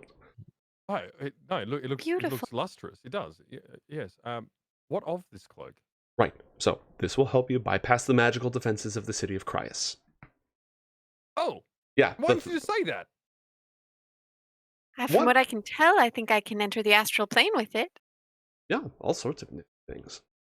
Well, then I think we got what we came for? Yes. And the people are safe, so yes. Yes. Also, but Eren, did you have questions about your heritage or where you came from? Oh, no. Lysha's like distraught. She's like, "What?" Well, Eren having now realized that there was a entity presiding over his life so far is decided to pursue that in his own time or in his own way. Eren also knows that there will be very soon or soonish opportunities for him to further understand and explore his heritage. And yes, so no, I think I get it. What of the river dwarf? Did she make it up the mountain? Yes, she did. She'll be along shortly. I wasn't sure how much you wanted to share of this with her. Sweet thing. Well, A little Thoras tolerant seems of a little bit tapped in the head, don't you think? Wait, you said Thoras is tapped in the head? I didn't catch that. No. Thoras thinks River Dwarf is tapped in the head. She's a little comfortable with wanton slaughter. Not sure Yeah. if that was before That she met may you or be- after. Normally, somewhere in along the Goliath way. culture, that takes a couple of years to kick in. Yeah. Well, But you see, if the frequency and the scale of desolation and slaughter is large enough, then perhaps they can acclimate more quickly. That may Well, have something to do with us. I mean, I'm not sure. She did just, pass through a landscape of her own thought and soul stuff, and I saw some stuff in there, and I don't know if I'm ready to talk about it, but I am going to say it wasn't just you guys. bro. Huh. I just realized I've had a +1 short bow since our last thing that I never used and probably should have given to Allan. Moving on. But if you had given it to Alright. Allan, well then, well, yes, I was very excited about coming here, and yes, it's all nice. Man, I need a bed. Also, do you have mead? Can you spin some? Can you spin some of that stuff into a cup for me, or no? Okay, well, We can work something out. But first, your companion. He may not thank you for it, but we can get him. we should get him. I think we should. Yeah, I think. Listen, I he's out miss there. Alan's face. He's out there all alone without. Thoras, you miss someone? Alan is, like I said, body of gelatin pudding Mhm. made from bone stock. Yes, sounds tasty. But he is No. inspiring. He is not inspiring. He's pathetic. He has literally particularly inspired you. He He inspires is. me. he does He not reminds me of inspire what I'm me. fighting for. You know, it's very helpful. And He's a good cheerleader. I also haven't met anyone that can drink more than I can. I He mean, is it's all a different little- choice, but yeah, Dear, Little- let's do it. Truth says, "Really, you haven't? Okay, What? let's go. Let's go. Come on, let's go." Even though obviously Alan was using sleight of hand, but that's fine. That's fine. Aaron doesn't know that. Yeah, let's bring him here. I'm sure he'd be glad to see us. I imagine him out there all alone. With Why would nobody Alan to not protect want to him. be here? Yes. I That would is wanna a be here. very The good sooner the better, question. really. Dear Truth This is like isn't that is an bad. It was excellent just question. a defining moment in Thoras's life where he came to grips of his true reality and the reason for his Thoras, feelings. desire for strength. Ixnay on the Ealing's Fay. Oh yes. Sorry. I mean Thoras strong. Yes. Mm. Thoras Oh. strong. All right then, let's go ahead and pluck Alan. Meanwhile, in the Garden of the It lets me Gods, cast magic missile at 5th level? What does? The cloak? What the? yeah, fuck? you can shoot stars at people. No. That's wild. 6 times? I mean, everyone's getting power ups. Yeah, Um, Jeebus. It's kind of fat. Meanwhile, in the Garden of the Gods, Mm. Allan O'Dale waits Yeah. by the Mirror Lake. Now, Go ahead. are there any rocks lying around? There must be some kind of, gravel, stones, rocks in the garden, right? There are rocks. They're beautifully arranged. They're very large. Okay, that's fine. I'm gonna take shelter from Mhm. the eye line of the eagle or the owl, and Okay. also the eye line of the knights, if possible. So I'm aiming for Okay. a secluded spot that's far enough away that they're not paying any attention to. Roll stealth. Okay. 15. 15. Okay. As far as you can tell, you're stealthed. Okay. And I am going to try and strike my dagger against the rock quietly, like I'm just a small little strokes to try and create sparks to light the candle that is in my equipment. I don't know what I expected, but it was not this. This is I'm not trying to burn the garden down. Don't worry about it. It's all living It's all living material. It's very unlikely. Yeah, try and burn down a tree that's in a lake. I mean, good luck with that one. Yeah.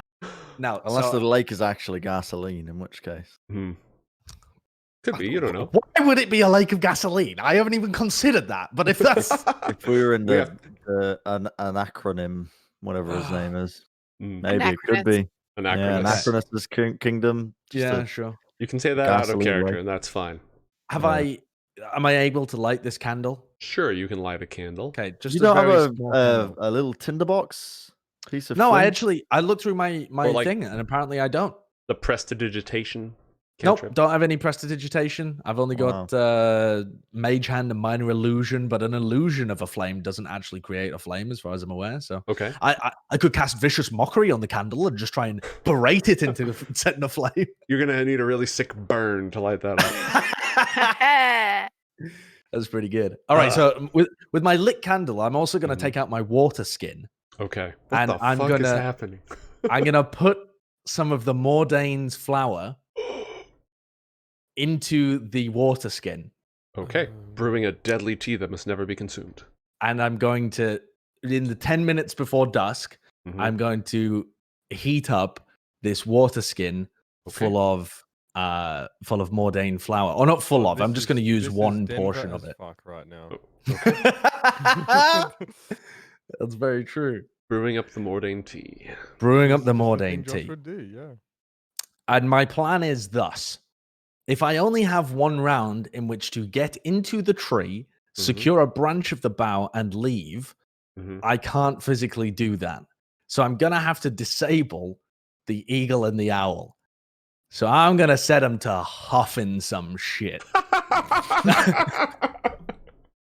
And then hopefully old eagle and owl, I'll be so tripped out of their mind on Mordane flour that they won't even know what's going on. Wait, this is the Mordane flower that takes you into the dream world. The one that brought us to the Silent City. Yes, into the dream. Yeah. Yes. Wow. Yeah, and you know. Go on. Okay. Oh my God, Joe is excited. I'm nervous.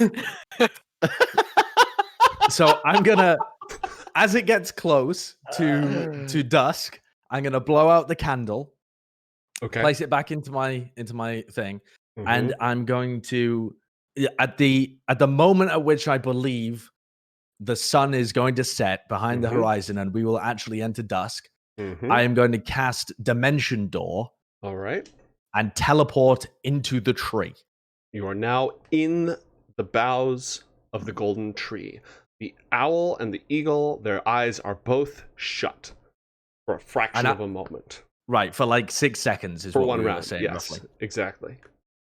I'm going to use this time to... Okay, the eagle's about to go to sleep. The owl is about to wake up. Correct. So I am going to start with the owl, and I'm going to wave this thing underneath the owl's nose. Okay. Or beak, or fucking, I don't know how owls breathe. Roll a nature check to determine if you know how owls breathe. Oh my God. Okay. 22. I know exactly how owls breathe. Yep. They snort in through their beaks. That's exactly how that works. That's just science. Yeah, that's just well-known fact. Okay. So I'm gonna stick this water skin essentially like almost as if it's a nose bag on the beak of the owl. But gently. Ooh. Ooh. And it falls from the tree towards the water. Oh! Allan, you killed it. It falls. Oh yeah, you sent it. They can sleep. Owls, it was perfectly happy just sleeping up there anyway. Yeah, not when they're tripping out of their minds. Roll a dexterity saving throw to catch the owl. The good news is if you let it drown, you can steal its shadow and become an owl. True. The only way you kill shit is by making it fall from high places, by making it sleep. It is what you did to the rock. Yeah. All right, dexterity saving throw. To catch the owl. 22. You are now holding this drugged out owl by its legs. it's just I'm now worried about the eagle, so I Mhm. do the same to the eagle. okay. What do you mean? The eagle's supposed to sleep at night. Why? So But you the have eagle one might hear hand- something and wake up. Okay, you have one hand on the owl. You have Yeah. one hand on the drugs, and The you're trying eagle to falls, you can't you're catch trying it. to balance in this tree, right? I'm gonna wait a second. The owl I'm on the gonna- tree. I'm gonna lay the owl in the crux of a bough. You know, Okay. in like the, you know, in a nest, perhaps? Is there a nest around? There is not a nest. It's sort of a Okay. supernatural owl. Is there like a tangle of close branches? Yeah, I'm there is. gonna lay this drugged out owl Mhm. down like that then. Okay. And I'm going to do the same for the eagle. But I'm also gonna have my arm in place ready to catch the Okay, eagle. the eagle is large. The eagle has a wingspan at least as big as your arms. Okay. Yeah, it gets a huff of that, and its dreams take a turn. Roll a strength save. A strength save. Yeah, it's a big bird, man. It's a large bird. Oh I my just rolled god, an 18. 18. God, An 18. Oh, you just curl this eagle before it can strike the water. My puny little arms hoik Yes. the eagle back into the tree, Mm-hmm. and I'm gonna lay it in a similar place to the owl, in a Okay. place where it's supported. Okay, Oh my god! So now I have free reign in this fucking tree, you do. as far as I know. You do. I am going to take out my dagger and Mhm. slice myself in the palm Okay. and rub the blood over my dagger. All right. And I'm gonna try and take as large a bough from the tree as or as large a branch as I believe would be Mhm. able to fit inside the bag of holding. Okay. So something long and slim, so that it will fit through, but be able to go, you know, kind of down inside of it. I don't want anything big and Okay. strangly. That tracks. Roll sleight of hand. Okay. Oh, 13. I'm gonna bust my lucky. Okay. Mm. Use your second luck point. I mean, I don't even know what this sleight of hand thing is for, but okay, 18. Okay. It's to successfully cut this incredibly magical tree. Okay. Right. You get a good cutting. You sort of rethink it for a moment. Now hold. And as you do, there's this chiming sound. And the light, as you separate it from the tree, the light flickers for a moment, but it keeps glowing. You feel full of life and vital energy, like you could run a marathon right now.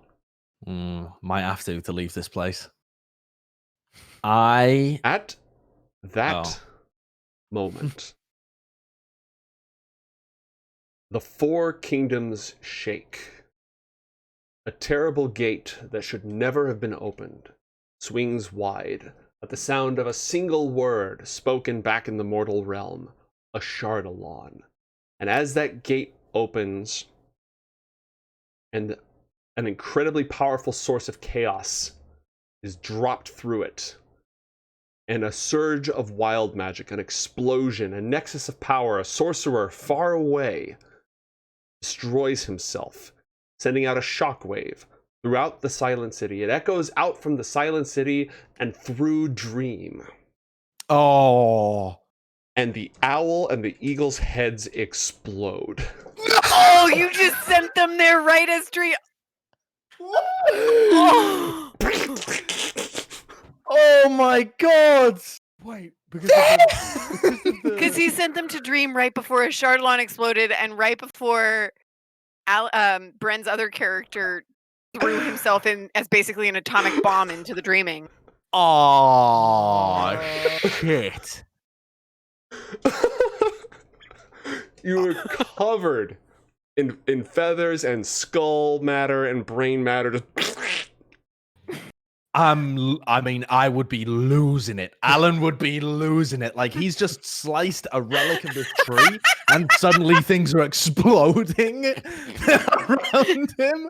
And he very delicately tried to put them to sleep instead of killing them in order to not cause any attention, Guess undue what, attention. Josh? And now they've Al is dead, exploded. freak. Stop teabag. Bro, The owl is dead. Can you even do it to the owls and Nope, eagles? they're not humanoids. Oh, I am going to. Oh my god, what the hell am I doing? I did these. Oh my god, am I? No, I'm not going to do that. God, for a moment there, I was like, I am going to try and take the wing off the eagle. Like, no, you fucking freak! Don't do that, Alan. You just remember taking all the Aarakocra feathers, and you're like, Yeah, exactly. Yeah, no, I'm good. I'm good. I don't want a relic of this. I want to get the fuck out as quickly as possible. I am going to quickly glance around and see if anybody noticed, if there's anything from upstairs, if there's anything from down with the 5 knights. Yes, one of them, the United of Waves, I believe, has excellent hearing and noticed and is on the way. They heard this strange popping sound as... Shit. Fucking bollocks. Maybe he doesn't have true sight. You're just how far away are the stairs, the staircase? The staircase, it's probably 150 feet away. If this lake was 100 feet across, it's just 50 feet on the other side. If you want to go right to the Sovereign of the Skies and his throne room. Has anything fallen into the lake? Yeah, feathers. What happened when they hit the lake? Did it ripple? Yes, it did ripple. So it, as far as I can tell, it just looks like a normal lake that just wasn't disturbed when I entered. Oh, it's my last spell slot would be used to bust Dimension Door here and just get back to the land. So I can't even do that and go invisible. So I could just... God, I have no idea what I'm going to do here.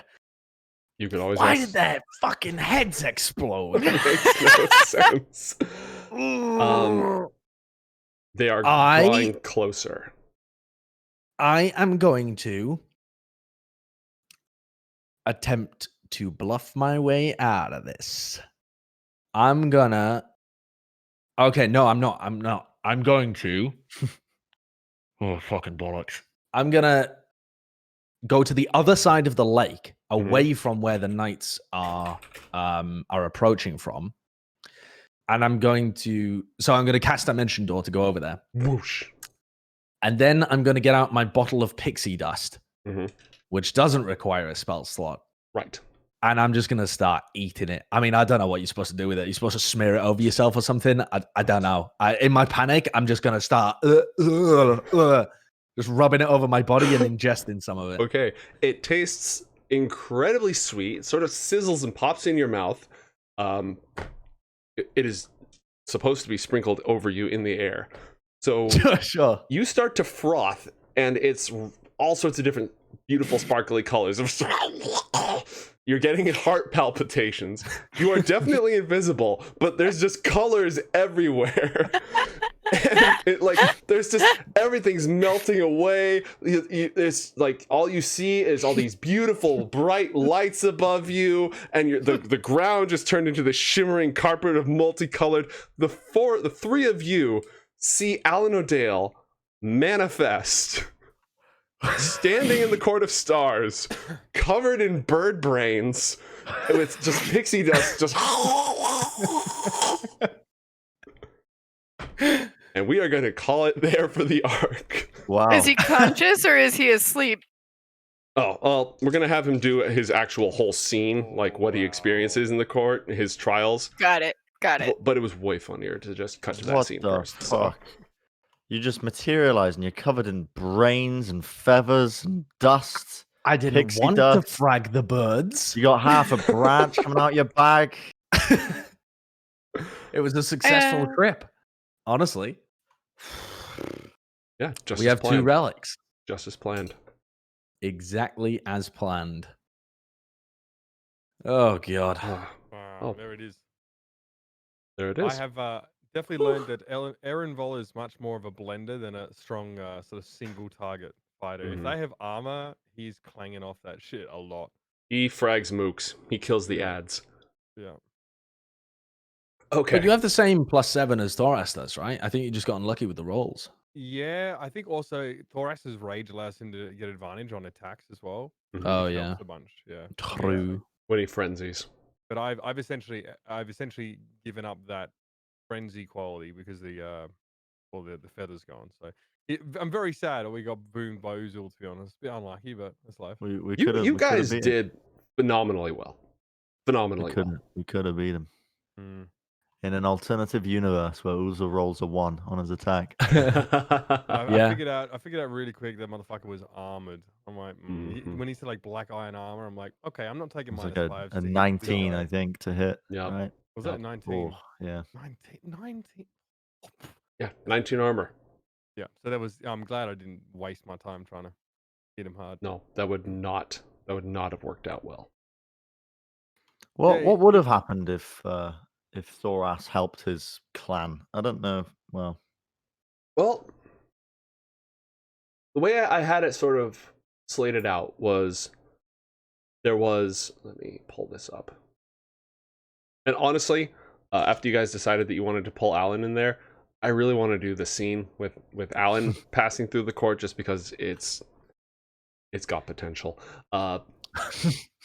It's got some potential. Well, let me pull that up. Where was that scene? I want to know what would have happened if I followed the bear. Guess you'll never know. Did you expect Eren and Thoras to try and fight Uzul in that scene? I mean, I should have. I think the crux of their competition was never that when Eren never wanted to kill a guy. I think Eren probably suspected that it was, he was, Yeah.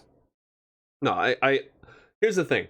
If Thoras had decided to leave everyone behind and chase Eren up the mountain at all costs, things would have played out differently, and I think the two of you would have been more likely to at least test each other's strength in combat. That like if he just went straight for Eren, that would have changed the variables in ways that would have altered both of your perceptions of the scene and made conflict much more likely. But because Thoras has undergone some character development, there wasn't really any pressure, any force on you to force that to happen. You were left with your free will. Yeah, I think it was actually based on how Thoras emerged It what was. made Eren decide not to fight him, because like outside of that, he was in the arena, he was ready to fight whatever was going to come up. So yeah. Alika pops in right after Allan appears, by the way. Hello! This place is lovely! eyes wide. I've seen things. I've seen shit you people wouldn't believe. Basically, the fast and dangerous route was save the party for Thoras. The slow and safe route was save the tribe. And the fast and safe route was just to race Eren Vol. Huh. So they would have sort of altered the scope a little bit. Yeah, I mean, yeah, I guess so. Yeah. Huh. it's interesting how well, I mean, because I have played Asmar before, but I never really paid much attention to the Celestial Guide stuff as well. It's interesting how his ignorance of his heritage has made that a little bit easy, because I feel like especially in like a 4-player party, having that on top, sort of in a narrative sense, it's almost like Eren has to have his own narrative pass like every time that he would speak with him, and like I feel like it would slow things down a little bit. It'd be much more like it'd be adding individual scenes that slow things down a bit. Maybe in like a smaller party, but I feel like it's better with. Well, the way that I figure I like to run things is there's a lot of ensemble TV shows where, okay, this episode, this person sort of gets the main arc, and this episode, this person gets the main arc, but like it cycles around, right? Yeah, the other thing is that in your backstory, you wrote that he'd never directly spoken with his guide, but his guide sort of was there backing him up and helping him out. Yeah. So that was an easy pass to go through. Not difficult to make that work. And the other thing, well, no, I'm not going to say that. That's spoilers. Eren didn't ask, so we're not going to go there. You probably wouldn't have. Oh, so, GG. Yeah, GG. Chat, thank you for coming along with us. Obviously, the story is not over. This is an endpoint for the arc, but the campaign will continue, and we will have news for everybody about the schedule soon. TM. The Thoras level up. Soon TM. Yep. What somebody else say? Does Thoras level up? Asking the big questions. They're the big questions. Yeah, we can be level 9. Seems fog. Be level Level 9. 9. That seems fair. Level 9? Yeah, level 9. Yes. Dope. Yeah. Cool. But on that note, thank you, chat. Your support has been awesome. I'm really excited to see where this goes. Really lucky to work with an awesome crew, cast and crew party here. So we are going to let you go. I take it this is not our finale then. This was the finale Oh, of this arc, except that we're going to have an epilogue of Allan's wild ride through the Court of Stars. This isn't the end of the campaign at all. But Got it. It's sort of like the part in the Sky Kingdom, unless you guys do something else to, you want to follow up on the Village of Frydor or something, the arc in the Sky Kingdom is now at an end. Because there's nothing stopping you from returning to the mortal world. You've fulfilled your quest here. And so the next arc is going to be the Fairy Wedding. Again, unless you decide to fuck off and do something else entirely, in which case just tell me in advance, please, so I can write it. Oh, not the fairy wedding. No. Eren does not like the fairy wedding. Well, we get to go back home to Lysha's part of the woods, literal part of the woods for that. Oh, cool. Yeah. Backstory to fill out. I like it. Yeah. See, that's the idea. Sort of rotate around, give everyone a We moment. went to your homeland, Eren. It's my turn. Yep. Was this my homeland? He didn't know. That's a great question that Eren didn't ask. So now, when we come back, I don't think we're just going to be like, and you guys have left and, the Court of Stars is gone and we can't talk about anything that happened there and you missed your opportunity. Like, when we come back, you'll definitely have a chance to recoup. But I feel like it's going to be sort of an epilogue session. Are you planning to open the next session with me getting mentally fucked up? Oh, yes. Because one of the reasons I'm so excited for that is that everybody has a part. That's not just you and me. That's everybody. And it's going to be glorious. Okay, fantastic. I would do it tonight, but it's late. Yeah. I think the end goal, well, I say the end goal is this campaign, though. I think one of the eventual endpoints is fragging a Shardalon, is it not? Oh, yeah. Dietrich has some things to say to you. Aside from, hey, your quest is for this, it's not just for this kingdom, it's for this magical wish-granting artifact. Also, about 3 rounds ago, some bad things happened. Yeah. So the next session, whenever it happens, it'll be sort of an epilogue on this. It'll be Allan O'Dale's wild ride. It will be, hey, the scope, we just installed the new expansion, Anakra Cataclysm. And somebody needs to take care of this world-ending dragon who just entered the world. Yeah. Oh, dope. I know Tree Stride automatically now. That's cool. Oh, that changes things. Sorry. No, it's fine. The nice thing about high level is it's no longer, well, how are we going to get there? It's like, okay, I teleport. I walk through trees. Let's just zoom. Because you guys are still thousands of miles from Cryas. So by leveling up until it makes sense for you to easily get there. Yeah, I'm sort of seeing the campaign arc is Fairy Wedding, another thing that hasn't happened yet, Cryas, let's go home, set up a king, defeat a Shardalon, face a Shardalon, we'll see how that goes down. That's my current, but who knows what'll happen. Yeah, I like to think of the Fairy Wedding as the beach episode, Yes. You're right. It doesn't have to, that could be a mini-series. That could 100% be a mini-series. That could actually be really fun. Yeah. The beach episode. Yeah, I love it. I always roll my eyes with like the anime episode opens with the fucking just with the sun and sand, and you're like, oh, it's like every third episode of Fairy Tale, basically. Yeah. Oh, fuck me, more filler, please. Glorious. It'll be all killer, no filler, chat. Don't worry. Exactly. Yeah. Is there something that the bow does? Oh yes. Okay. Would you like to make an Arcana check? Wonderful. Perhaps you can use your normal method of appraising magical artifacts and insert it into your rectum. Let's test the mystical properties of So a golden bow. There are very, very few known to exist. They absorb necrotic energy. Which is key if you are a mortal who would like to go into the underworld and not wither away and die. The golden bow takes, mortals are not meant to enter the underworld. It siphons their life away. Their life is a pollutant there. but if you have a golden bow, that gets burned away, so it gives you a limited time to safely enter the underworld and survive. Mm. So we needed more than one of these. No, one will do it for the whole party. One Oh, sweet. really? Oh, It's cool. basically, it's like oxygen. It's divided by the number of people you got. Gotcha. And he So cut the a amount of big one. time we have is dependent upon how many people we send. Mhm. Cool. Cool. Thanks, guys. GG. Excellent. Thanks, chat. Yes, thank you very much. Peace Yes. out. Thank you for the acts of God. Have a great night. We will see you next time.